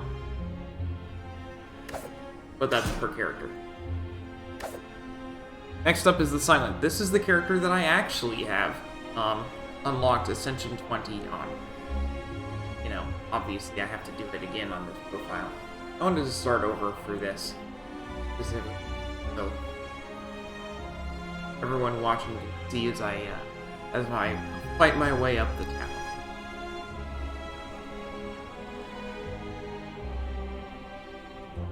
Daggers and poisons are the way that you do damage in the, for the Silent. Poison is the better way. You can also deal damage from discarding cards. Those are the 3 themes for the Silent. Divs, discarding cards, and poison. Poison is the best, but you don't always get it, so...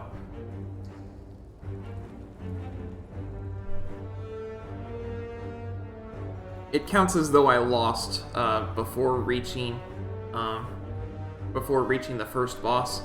So this is that standard increase. Unless I can get to plausibly get to an elite without facing 3 foes, which I can this time, I'm not going to take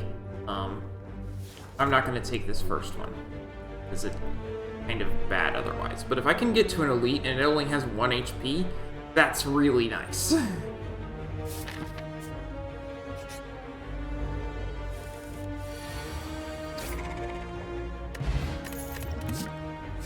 Poison. Walk into a room to find a large hole in the ground. As you approach the hole, an enormous serpent creature appears from within. Oh ho ho! Hello, hello! What have we got here? Hello, adventurer. I ask a simple question. The most fulfilling of lives is that in which you can buy anything. Do you agree? I agree. for this thing, I agree. Not in real life, but in Slay the Spire, I agree. Yes. This will all be worth it. The serpent rears its head and blasts a stream of gold upwards. It is amazing and terrifying simultaneously. Gather all the gold, like the snake, and get going.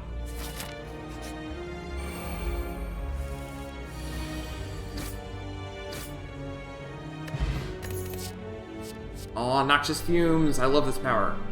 At the start of your turn, apply 2 poison to all enemies. When you actually get to use poison, I will tell you how that works.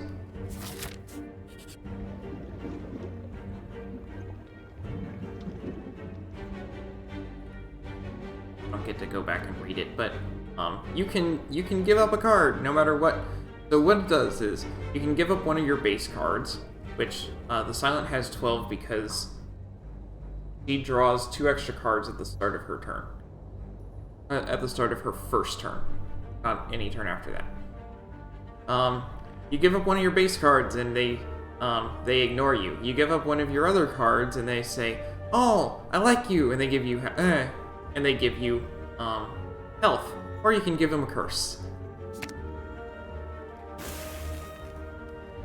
You toss an offering into the bonfire. However, the spirits aren't happy you offered a curse. The card fizzles a meek black smoke. You receive a something in return. Spirit poop. It's unpleasant. The charred remains of your offering to the spirits. It does nothing, but for your score at the end, you receive -1 point.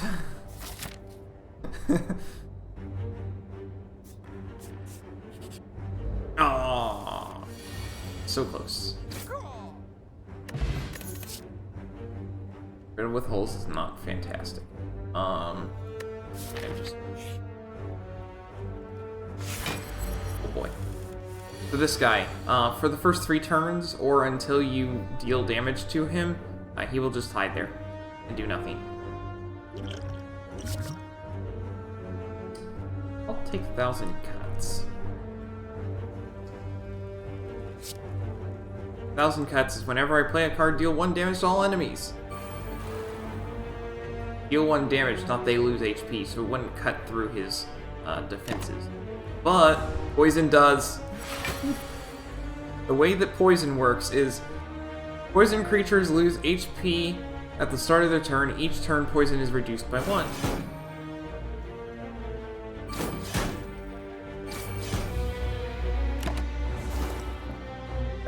The poison would have woken him anyway, so that's why I went ahead and did that. Noxious Fumes applies 2 poison to all enemies at the start of my turn, so it's only going to be going up by 1 because poison decreases by 1 every turn. But that's still really nice.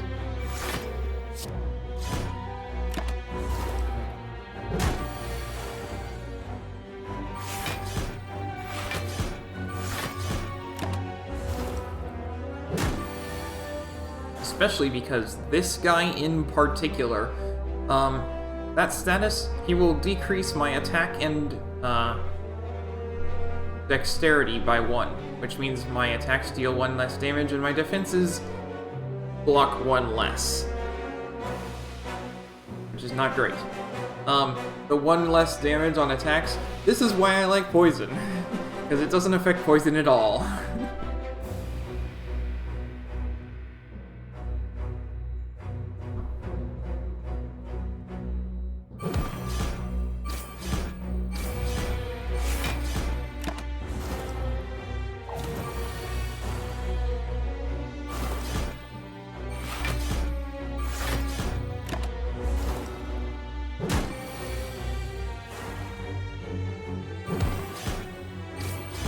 He does that every 3rd turn.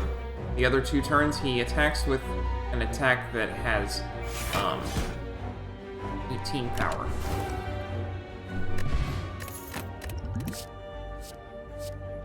Go with Blur.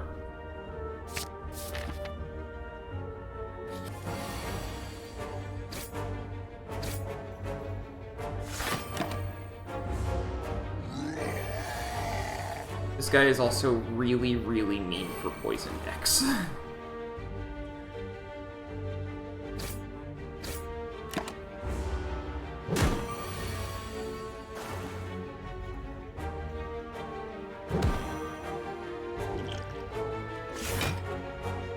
Block Potion is especially nice against this guy because it's not a skill, and it just gives you 12 block.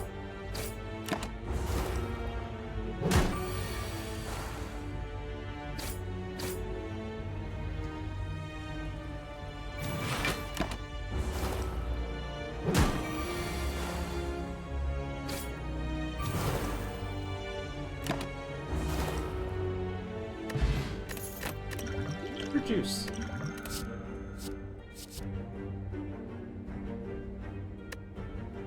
Terror is not that great.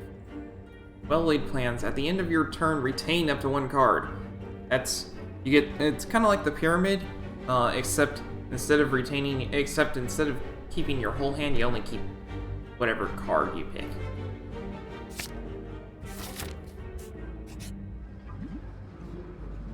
As you walk into the room, you hear a gurgling and the grinding of metals. Before you is a slime-like creature that ate too much scrap for its own good. From the center of the creature, you see glints of strange light. Perhaps something magical? Looks like you can get some treasure if you just reach inside its opening. However, the acid and sharp objects may hurt. Success! After rummaging through the metal and burning acid, you finally grab hold of a relic and yank it out. You pull your way out of the ooze damaged but rewarded.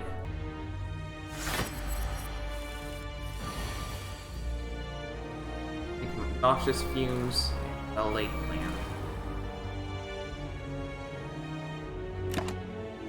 Noxious Fumes only applies at the start of the turn, not the end of the turn, so he's not going to wake up this turn. I'll take... Where?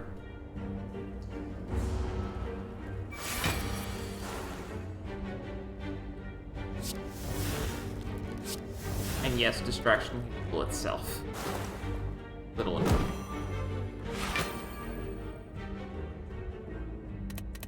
I feel done.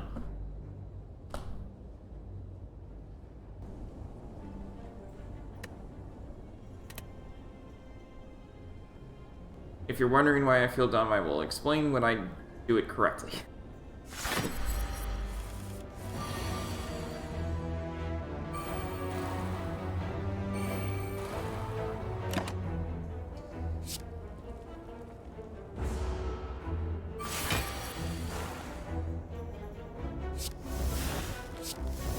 Tactician. Unplayable. If this card is discarded from your hand, gain energy. So I can do Survivor for 0 energy, essentially. And then Blur is that much more effective.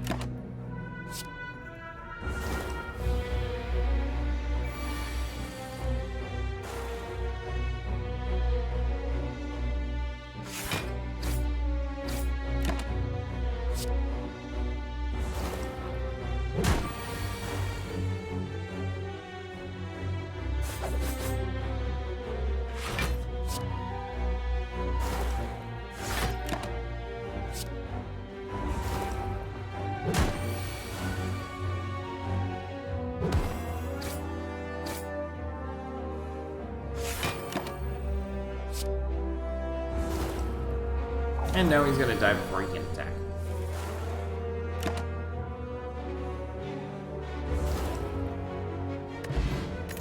And go. Raise your max HP by 14. I think this is the highest increase that exists. Backstab is pretty nice. It's just the 11 damage that you can deal right off the bat.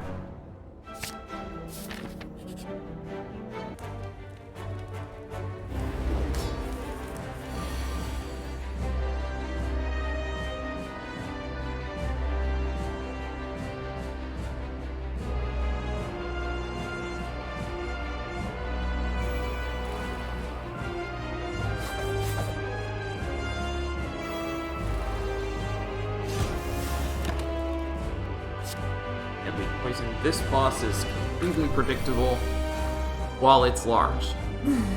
It's a slime. That thing that I said about slime splitting still applies. For the first turn, it'll give me 3 slimed status cards. You can play these. They cost 1 energy to play. So they take up space in your hand and they take energy to get rid of. Second turn it does nothing. It's just preparing. And then the third turn, it does a lot of damage.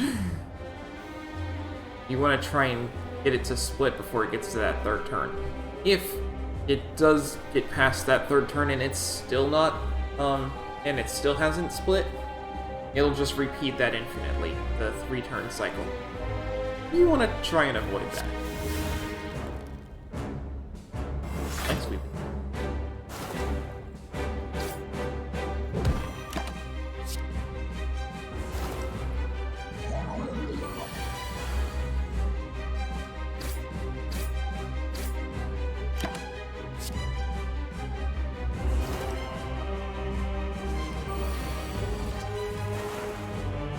Now it's completely unpredictable what this thing's gonna do.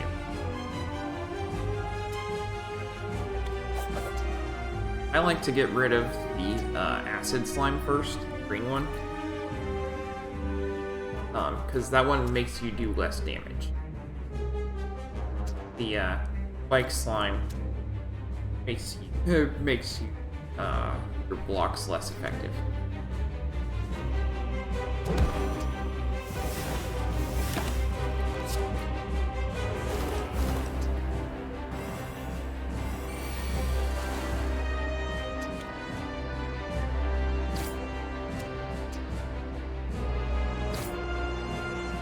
There's a point to keep attacking after they're splitting. It will split into 2 smaller slimes with the current HP, so it's gonna each slime is gonna have 8 health now.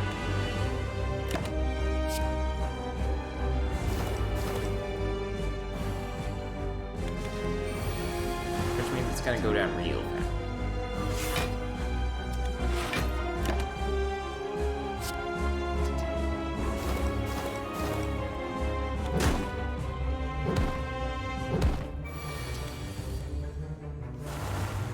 like 2 turns fast.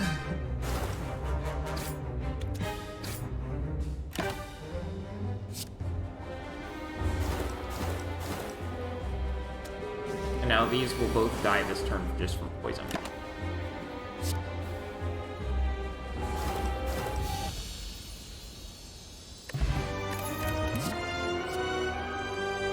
After Image is nice for playing a lot of cards. You don't get to play a lot of cards with poison decks.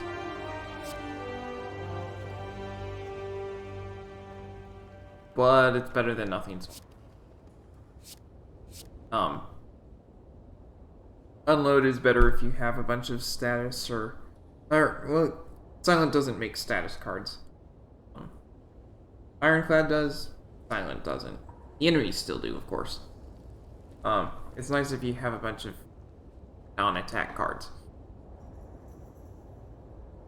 That you want to get rid of, which I don't.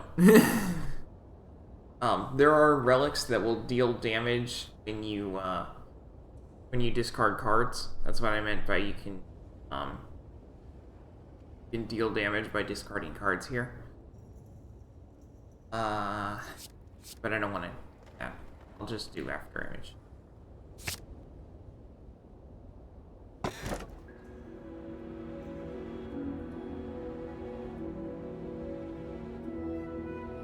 I'm forced to make this choice. I'll take the Velvet Choker. Velvet Choker is less bad for a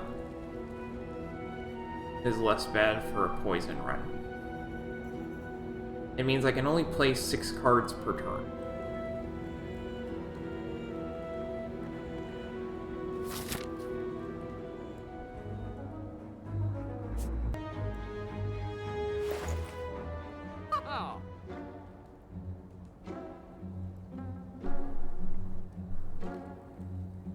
None of these are that great. At least are proven.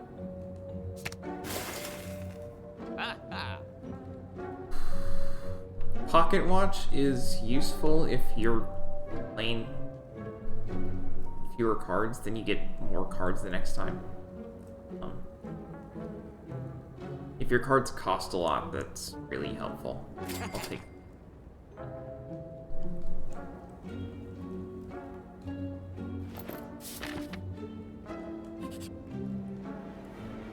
Find yourself in an old decorated chamber. In the center of the room, a large skull sits atop an ornate pedestal. Approach, the skull bursts into flames and turns to face you. What is it you seek? What is it you offer? In sync with its final words, the door behind you slams shut. I like a potion. Rank up. Anything else? Each time you get these, the cost will rise in HP. Riches? You mortals never change. It is done. Gold rains down on you. Anything else? Normally I just get a potion and riches and how do I leave? Behind you, mortal. You peek behind the skull. Surely enough, there's a door.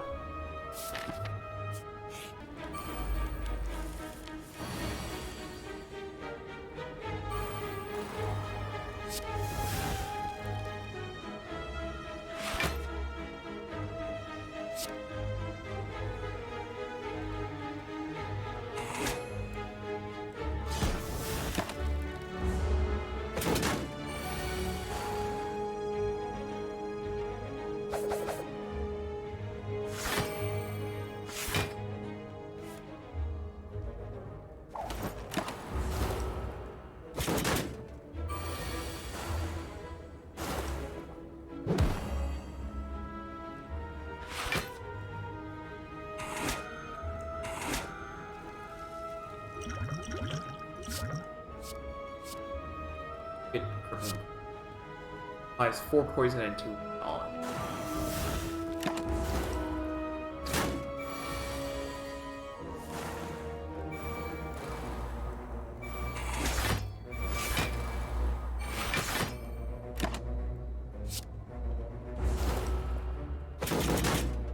They ask me why am I painting the it's I don't draw it like.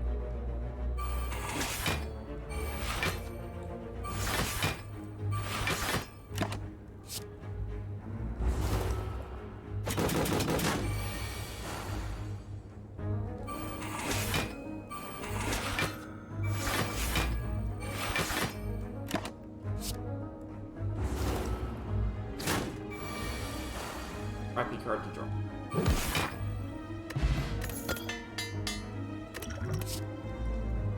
There's Bouncing Flask. So whatever card you pick up there is eligible for relics that upgrade cards. I want to do that before picking up the War Paint, because War Paint upgrades skill.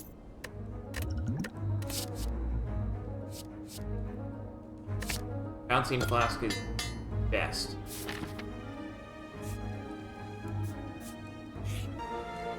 It's literally twice as effective.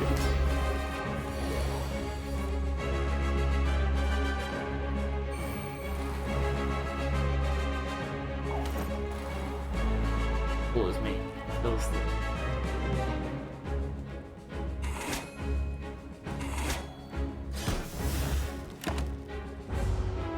This guy is annoying. He pulls up these two guys here. The strategic. What it's going to do is it's going to look through my deck, find whatever card it deems is one of the most powerful. I'm going to guess Bouncing Flask and Thousand Cuts. And it's just gonna lock it away until I kill this thing.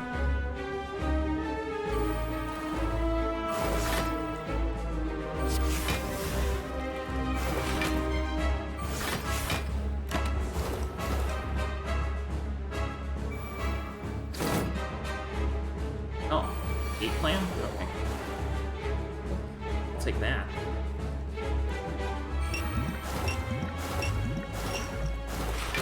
Oh wow, that was lucky. They all ended up on me. Lucky in a good way.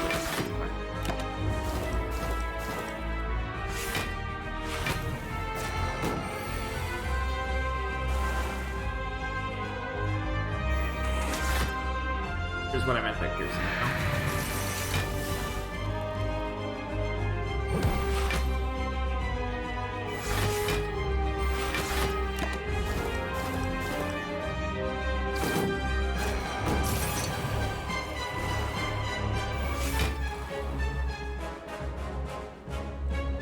I don't care about missing. I'm gonna just...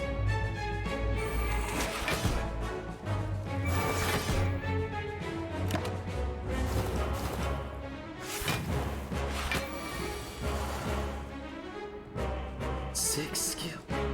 Oh goodness. Bro, fear pushing.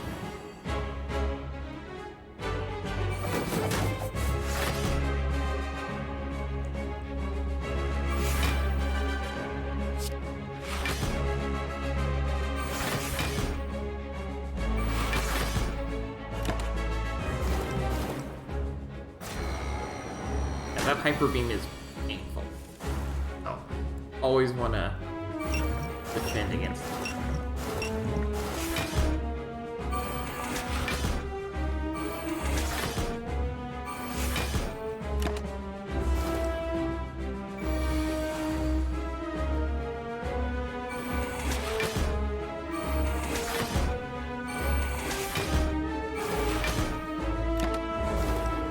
Oh, that's 6 health left, which means I'm going down right now.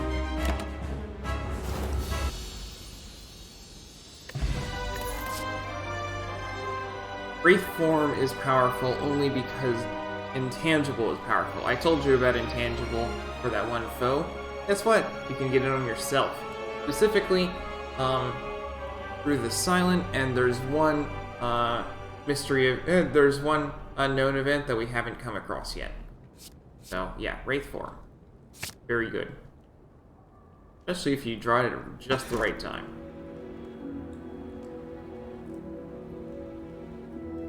I'll take... Ring of the Serpent. Instead of drawing 2 cards at the start of my first... 2 extra cards on the start of my first turn, I draw 1 extra card at the start of every turn.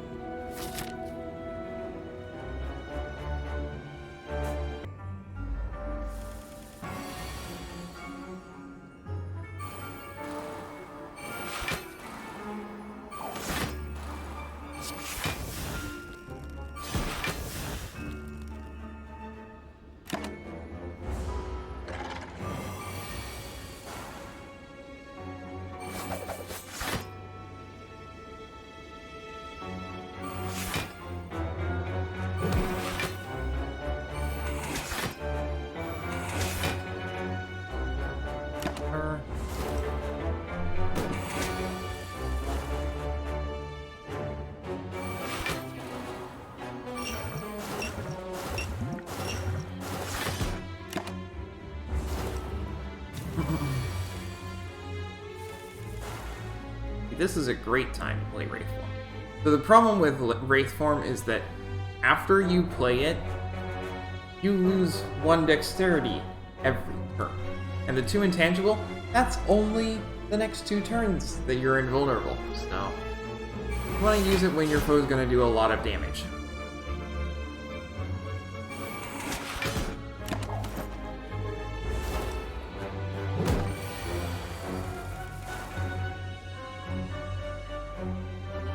Skills, that's insane.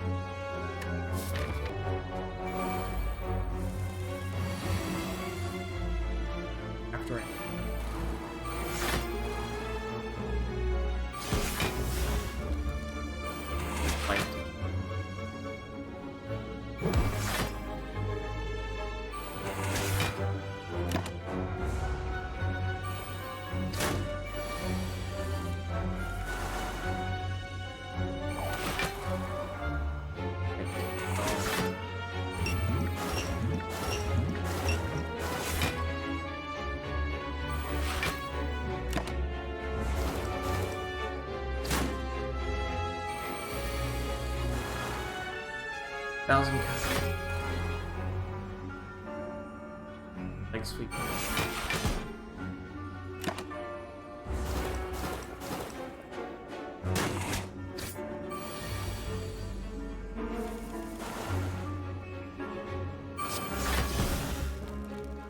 Expertise is basically worthless in the deck.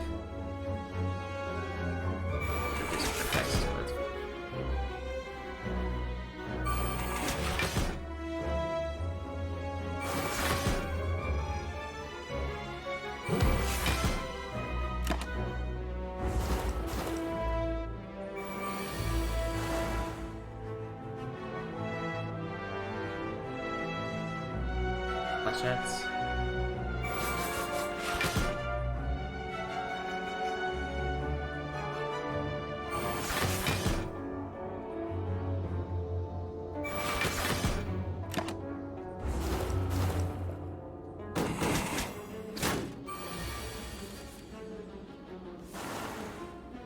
Alright, gonna bite.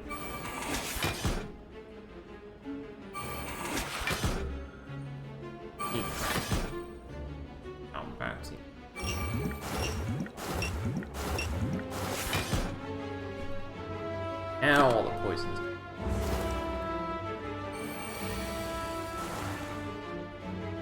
Alright, flesh it. Bite. And turn. Wing boots. You can ignore paths when choosing the next room to travel 3 times. Please. So I can just jump over. Get this elite here.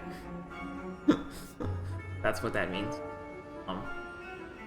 You can ignore paths only 3 times though. Carefully.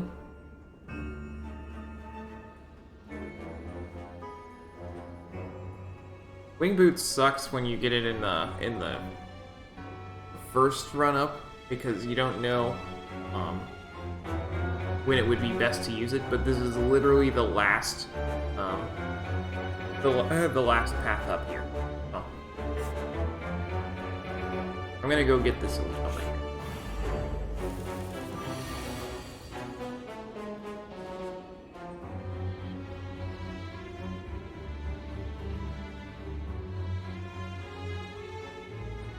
Defend.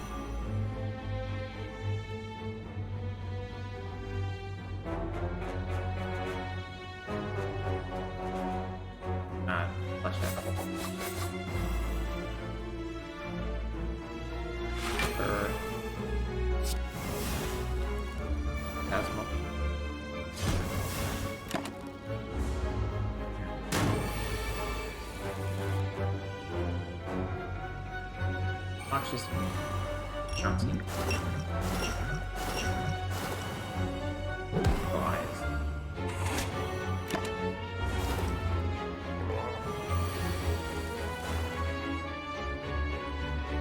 1,000 defense.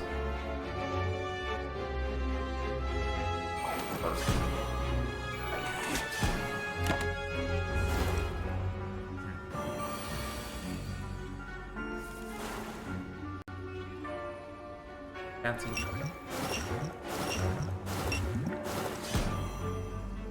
Simply.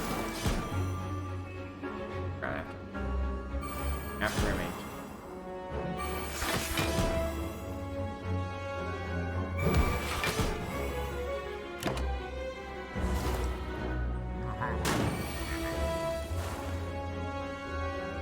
Alrighty, time for Raid Form. After 5 turns, he starts doing a lot of damage, so you want to make sure that you don't last very long after. Because this 30, oh, that's just the start.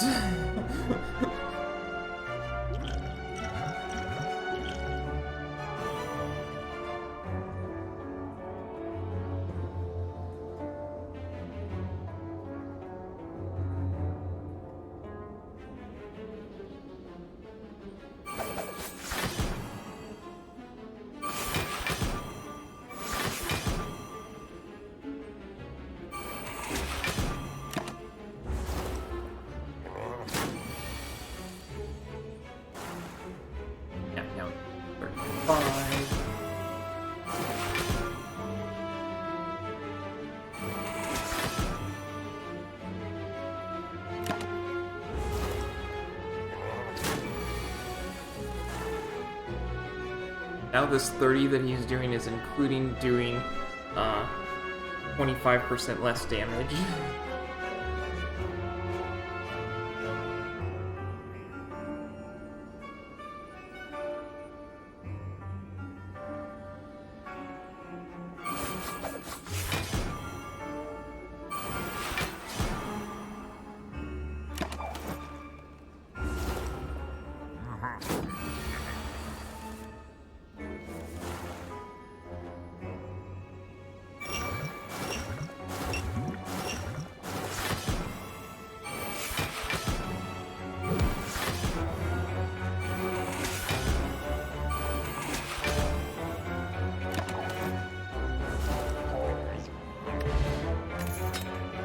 Antigraph is nice. What it does is, at the start of a boss fight, you heal 24 HP. Just a flat 24, doesn't matter what your, or 25 HP. It's just a flat 25, it doesn't matter what your max HP is, it's not 25%, it's just...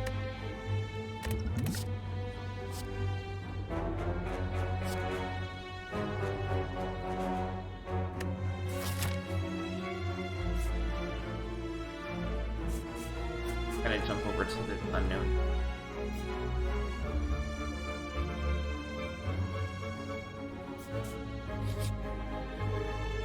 Oh, Mind Bloom. Mind Bloom is an awesome event.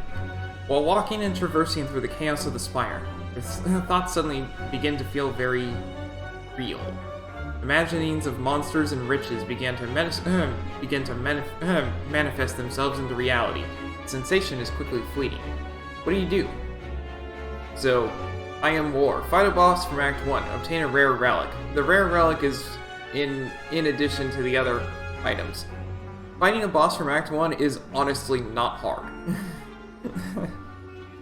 At this point in the game, we are much, much stronger than we were in Act 1, so not an issue. I am awake. Upgrade all cards. You can no longer heal. This includes every method of healing, including, it's not just, resting at a campsite, it's also, these bites won't heal anymore either. It's not good. And heal, I am healthy, heal to full HP, cursed out. It's useful sometimes, but it's rarely useful. It's generally better to just fight a boss from Act 1.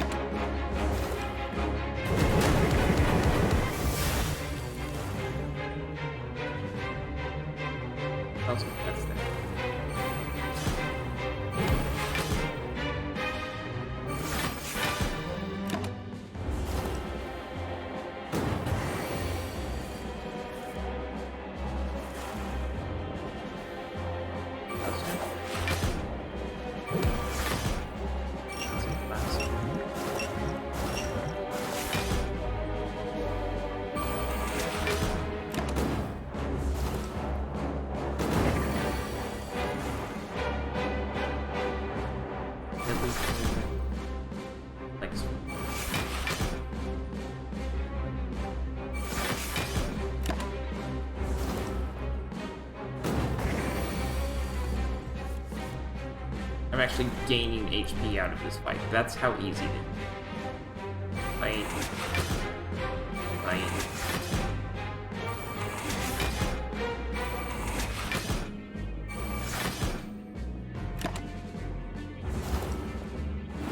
Oh, it has 1 HP left. Well, now it doesn't. Bird Face Urn. Whenever you play a power card, heal 2 HP. Again, really nice if you have a lot of power cards. I don't. Terror's not terrible. I'll take it. It says deal 99 vulnerable. Basically, it's just saying it's never gonna run out.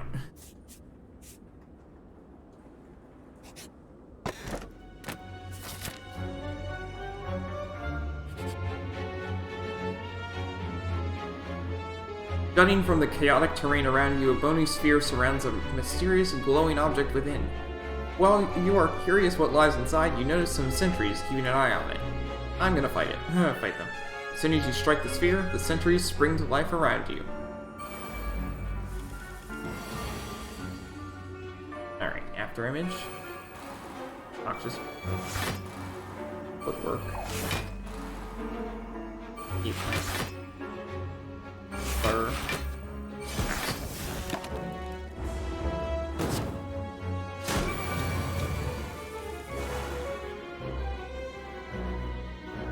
Thousand cuts. 1,000 cuts.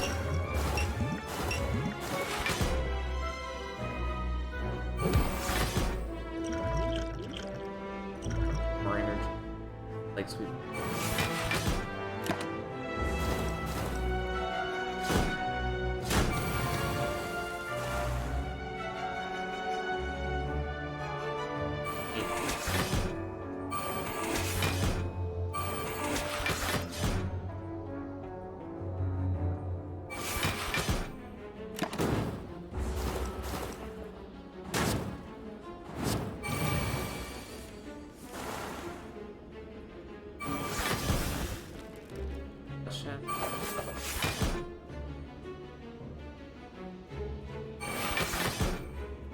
Blaze on.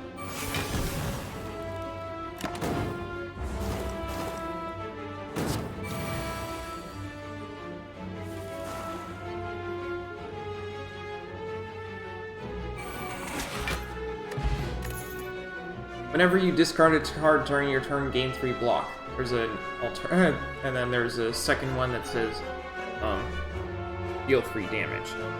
This is the worst one, and I don't discard cards, so it's not very good at all. But I'll take it. And then I have one last time to just jump across the aisle, and I'm gonna do.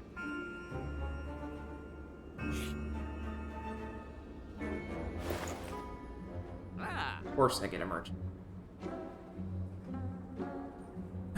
Ancient Tea Set is going to apply on the boss, but I like Happy better. Clockwork Soup.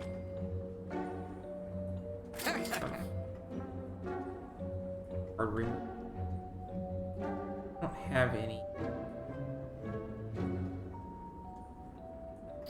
How many curses?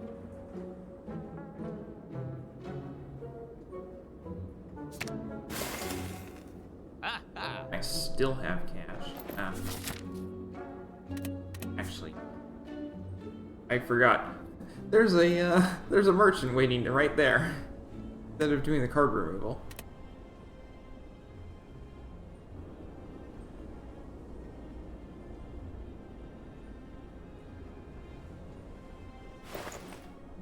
Oh. A happy flower. Clockwork.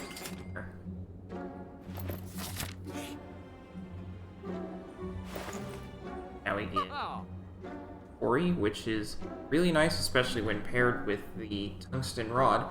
Whenever you would receive 5 or less unblocked attack damage, reduce it to 1. It's like the boot, but in reverse, and obviously it's for affecting.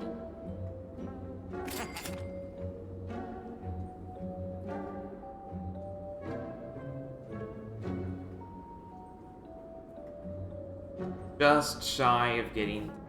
Oh, I'll take the nut chocolate.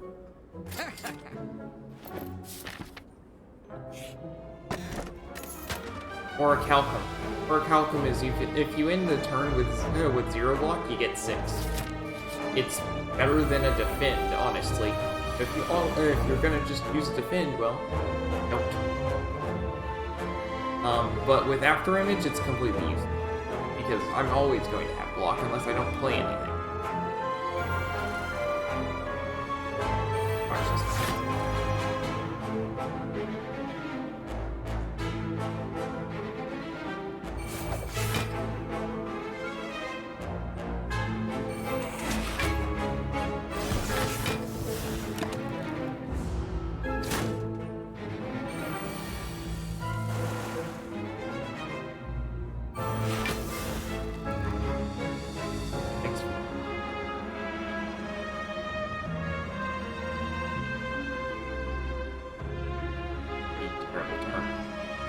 Piercing.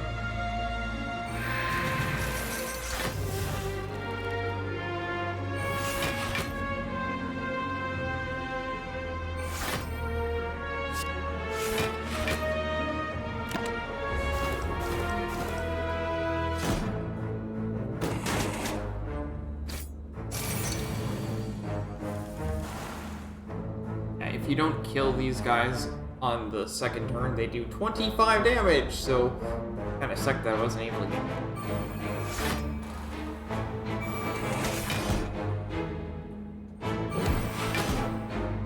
There we go, he's...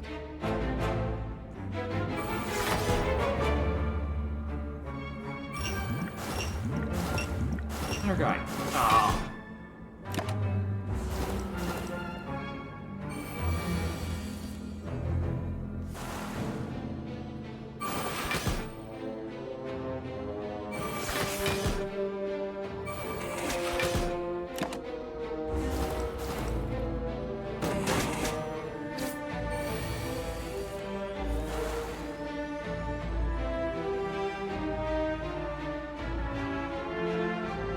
We have one skin. Footwork.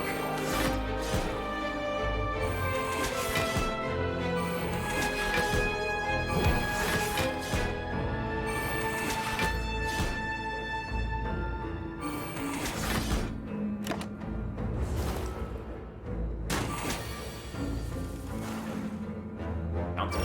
There we go.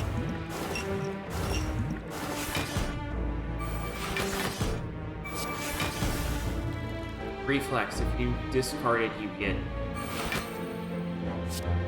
draw a card. Of course it would. But like...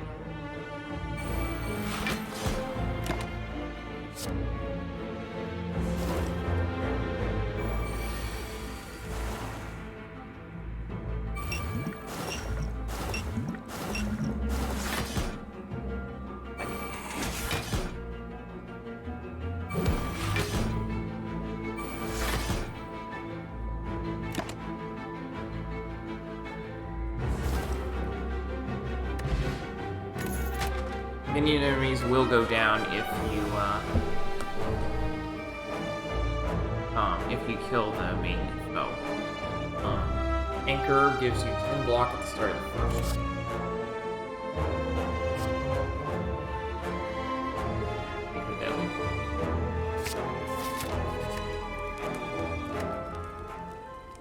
Going to Myth Wraith form. Get 3 intangible.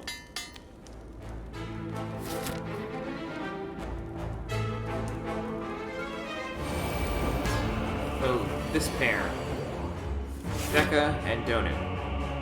Deka will grant block to both of them, and Donu will raise their attack. So I tend to kill Donu as fast as I can.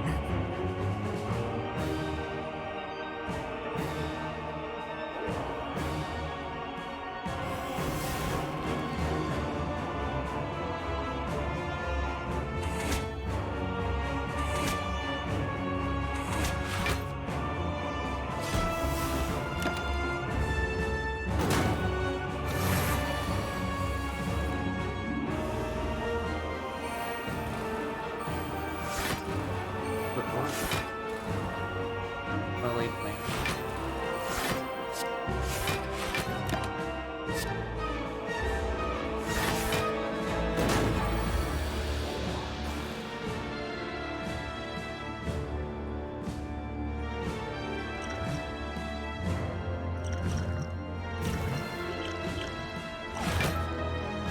No reason to not use it.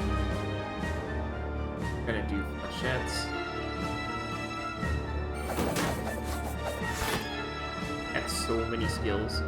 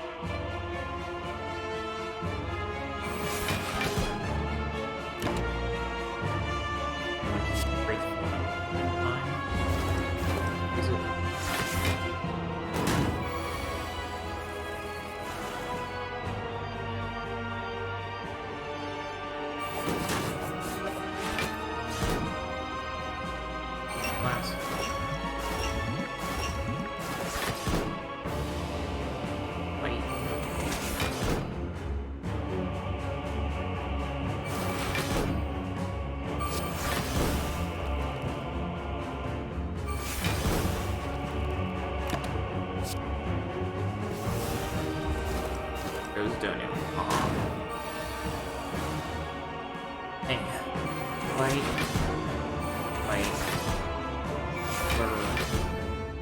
Fiber.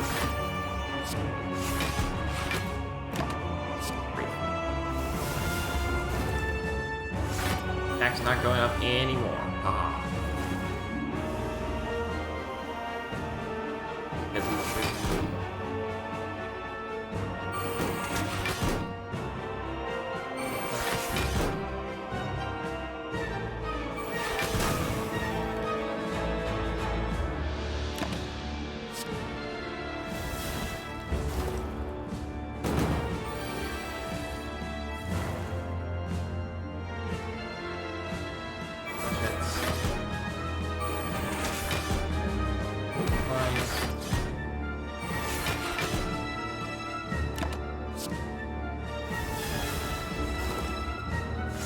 You should be going down.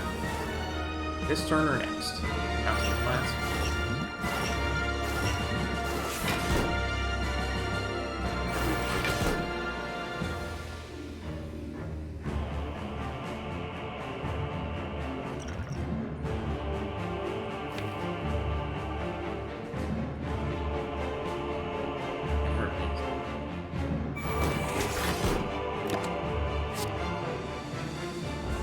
I didn't really need three. Fight.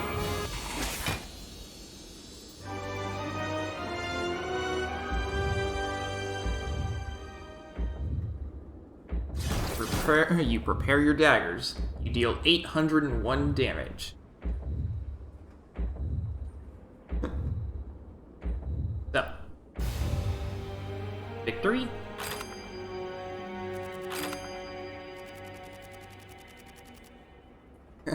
See the poopy? That's because I have the spirit poop.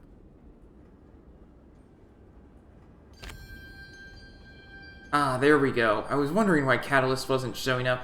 Catalyst is very, very good for a poison deck. Double the enemy's poison. And, if you upgrade it, it triples the enemy's poison. Now we have another character to play.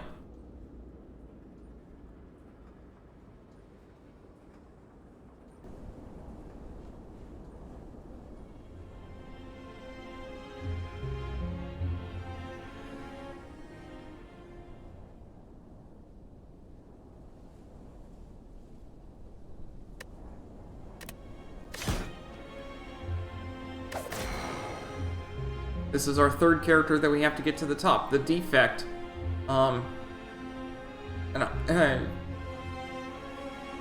is all about orbs and power cards. Orbs are a new mechanic for this guy. They're a little hard to understand for a first time playing. Thankfully, yeah, it's not my first time playing.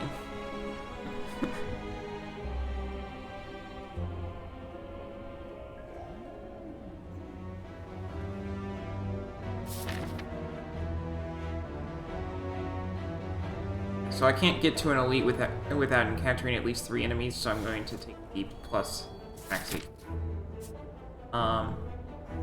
So the defect can deal a lot. The first area is very easy for the defect, because it can deal a lot of damage in a very short period of time.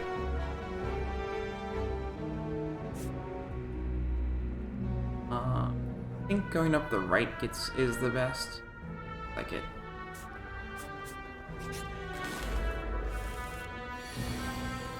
So, you have 3 orb slots, right? They have a passive, and they have an evoke. If you more than fill your slots, then it will evoke the one in front. So lightning, at the end of each turn, deals 3 damage to a random enemy. And then when you evoke it, it deals 8 damage to a random enemy. When you evoke it, it goes away. So, I always want to have as many orb slots filled as I can. Then he has his other card called Dual Cast. Evoke your next orb twice. So that's a straight 16 damage. And his cracked core, you start with 1 lightning. So, it just basically gives you 16 damage. Like I said, very easy to do a lot of damage with this guy really fast.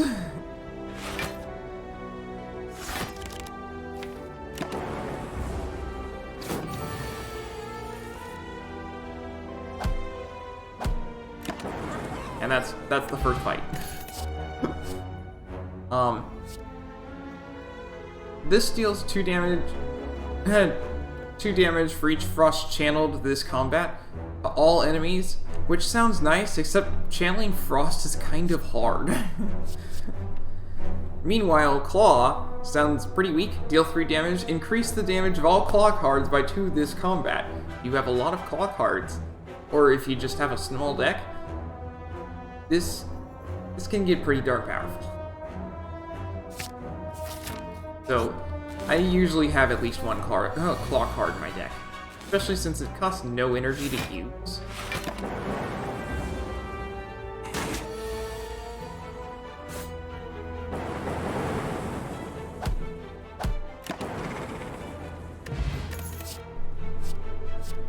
But Hello World is also really... The thing about Hello World is it will make your deck very large, very fast.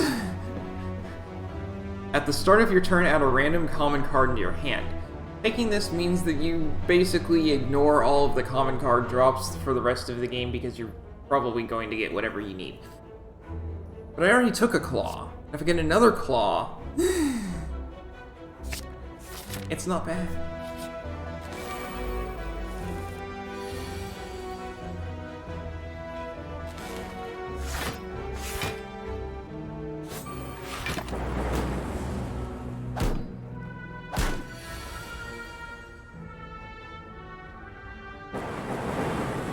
Also, having the evoke for 8 damage basically means that those, I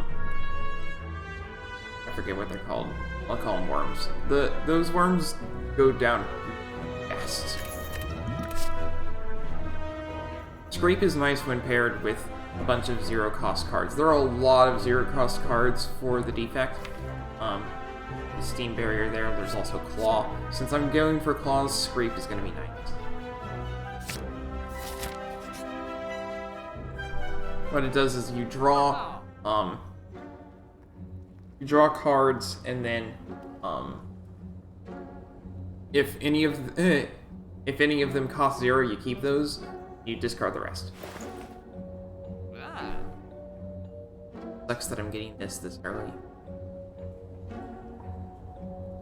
I'm going to just a card remove. Ho-ho! Boot Sequence is not a bad card. It's kind of like an anchor, but it takes a card slot.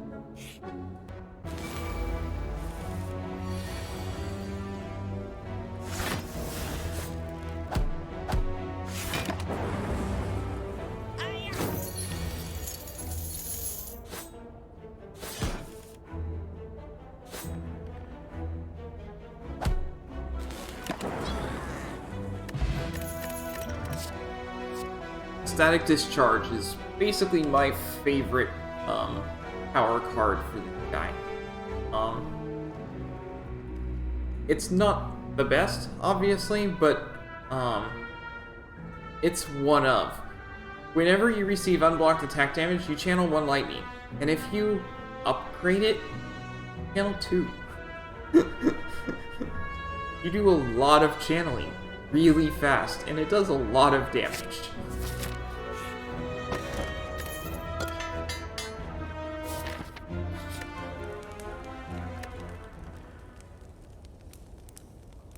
You know, upgrading.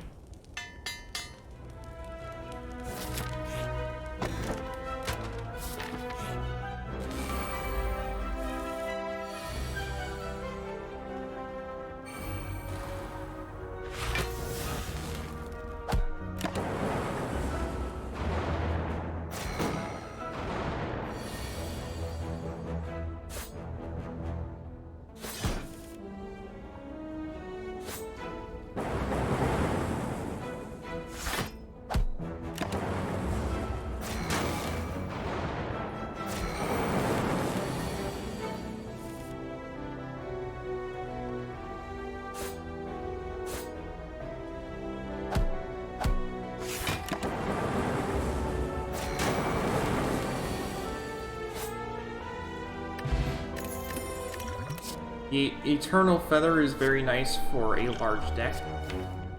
Not so nice for a small deck like I have, but for every 5 cards in your deck, heal 3 HP when you enter a rest site. So for me, that would heal 9 HP. Genetic Algorithm is a very powerful card. At the start, it's crap. Gain 1 block. Permanent in, but permanently increase this card's block by 2. So each successive combat, this goes up. By the end of the game, you could very easily be gaining 45 or more block for 1 energy.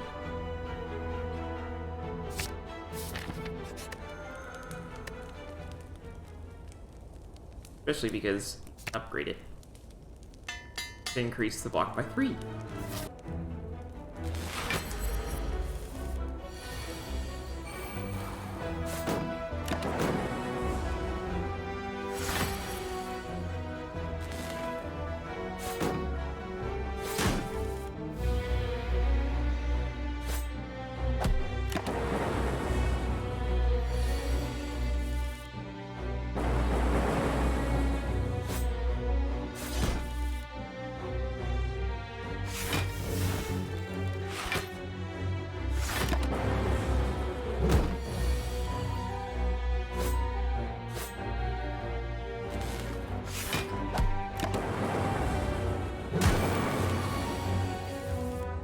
Here's Genetic Algorithm. I wanted to play it before ending the fight.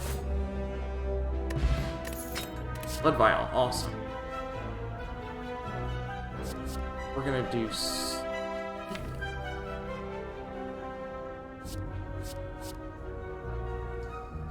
Speak is not...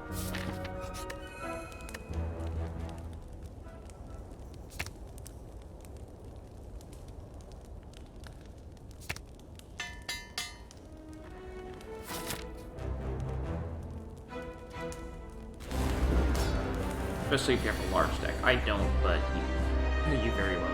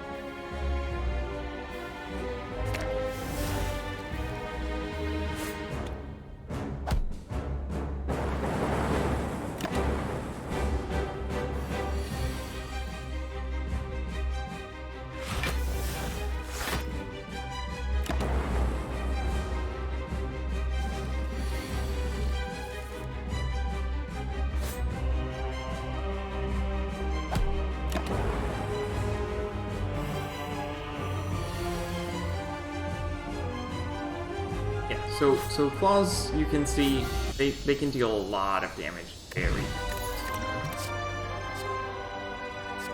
Vision is an alright card. What it does is, it says remove all your orb, gain 1 energy, and draw 1 card for each orb removed.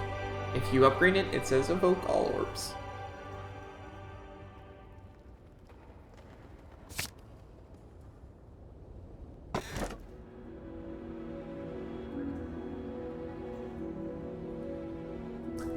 The inserter is my favorite boss relic for this guy.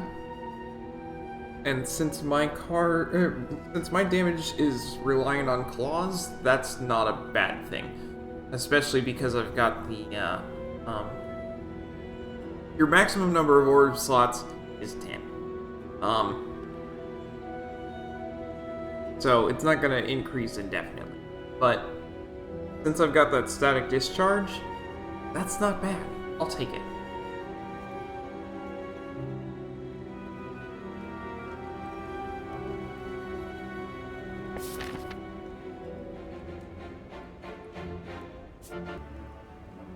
I want to have a small deck that is mostly claws.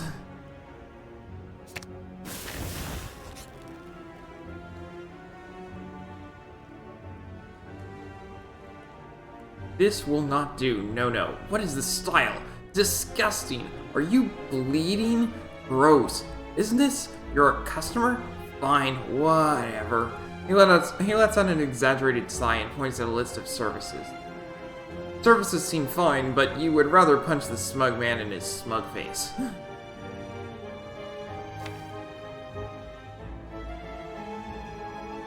I'm gonna do full service, remove a card and upgrade a random card. I have enough cash for it. Remove, strike. Upgraded it. Okay, bye-bye now. Bit of punch.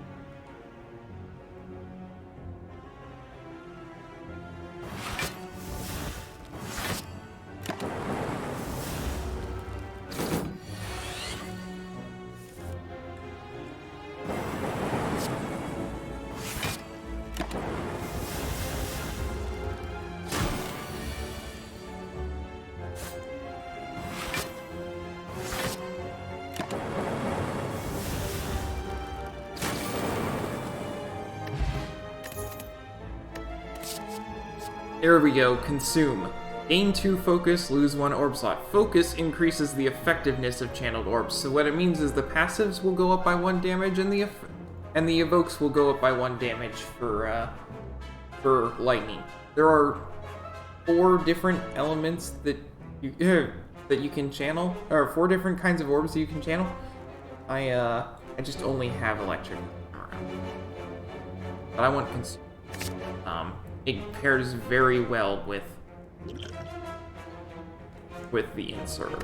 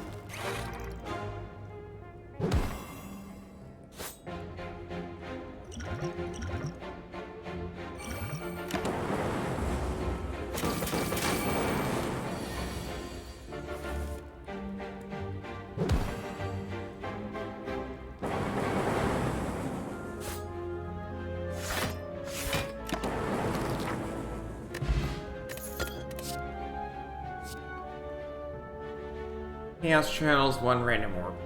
And if you upgraded it, channels 2. I'm gonna just go with FTL though. Because it's another 0 cost part.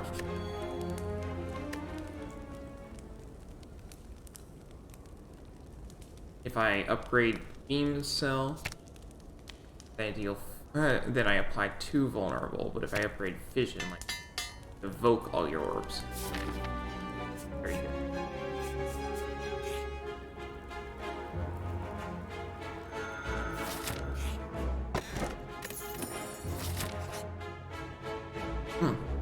Whack! You were knocked unconscious.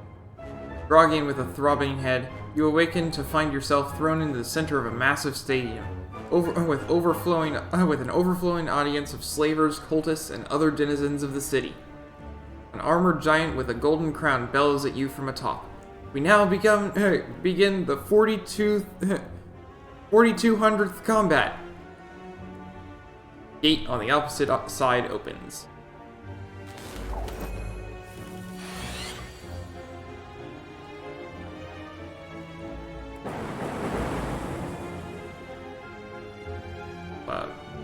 Seems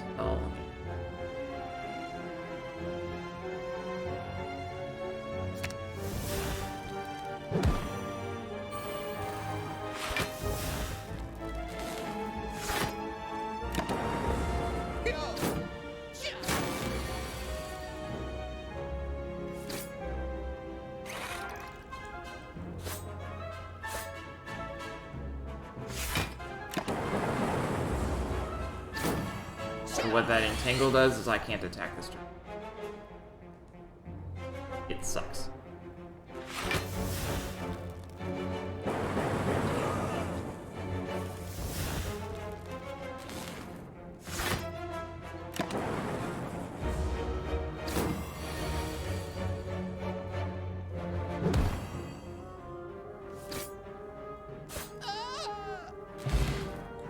Well done, weakling.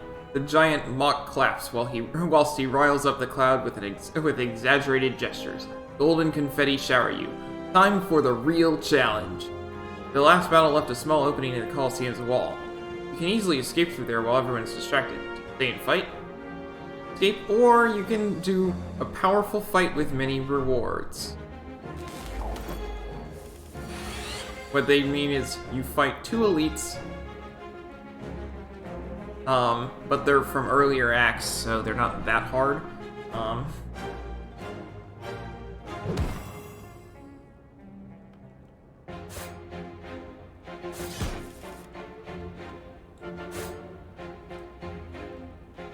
Pull out.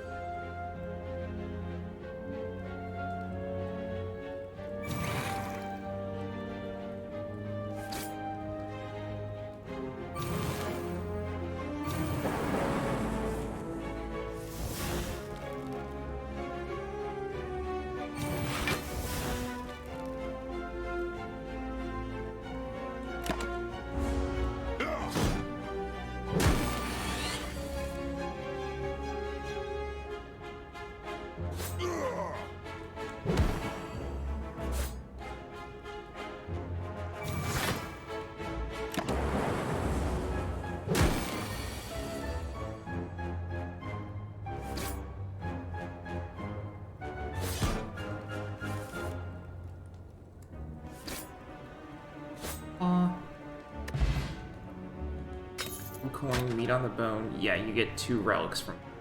Old coin just gives you lots of cash. It's 300 gold. Meat on the bone is very nice. And electrodynamics. Lightning now hits all enemies. Channel 2 lightning. I was hoping for a fight because I have reach. Oh boy.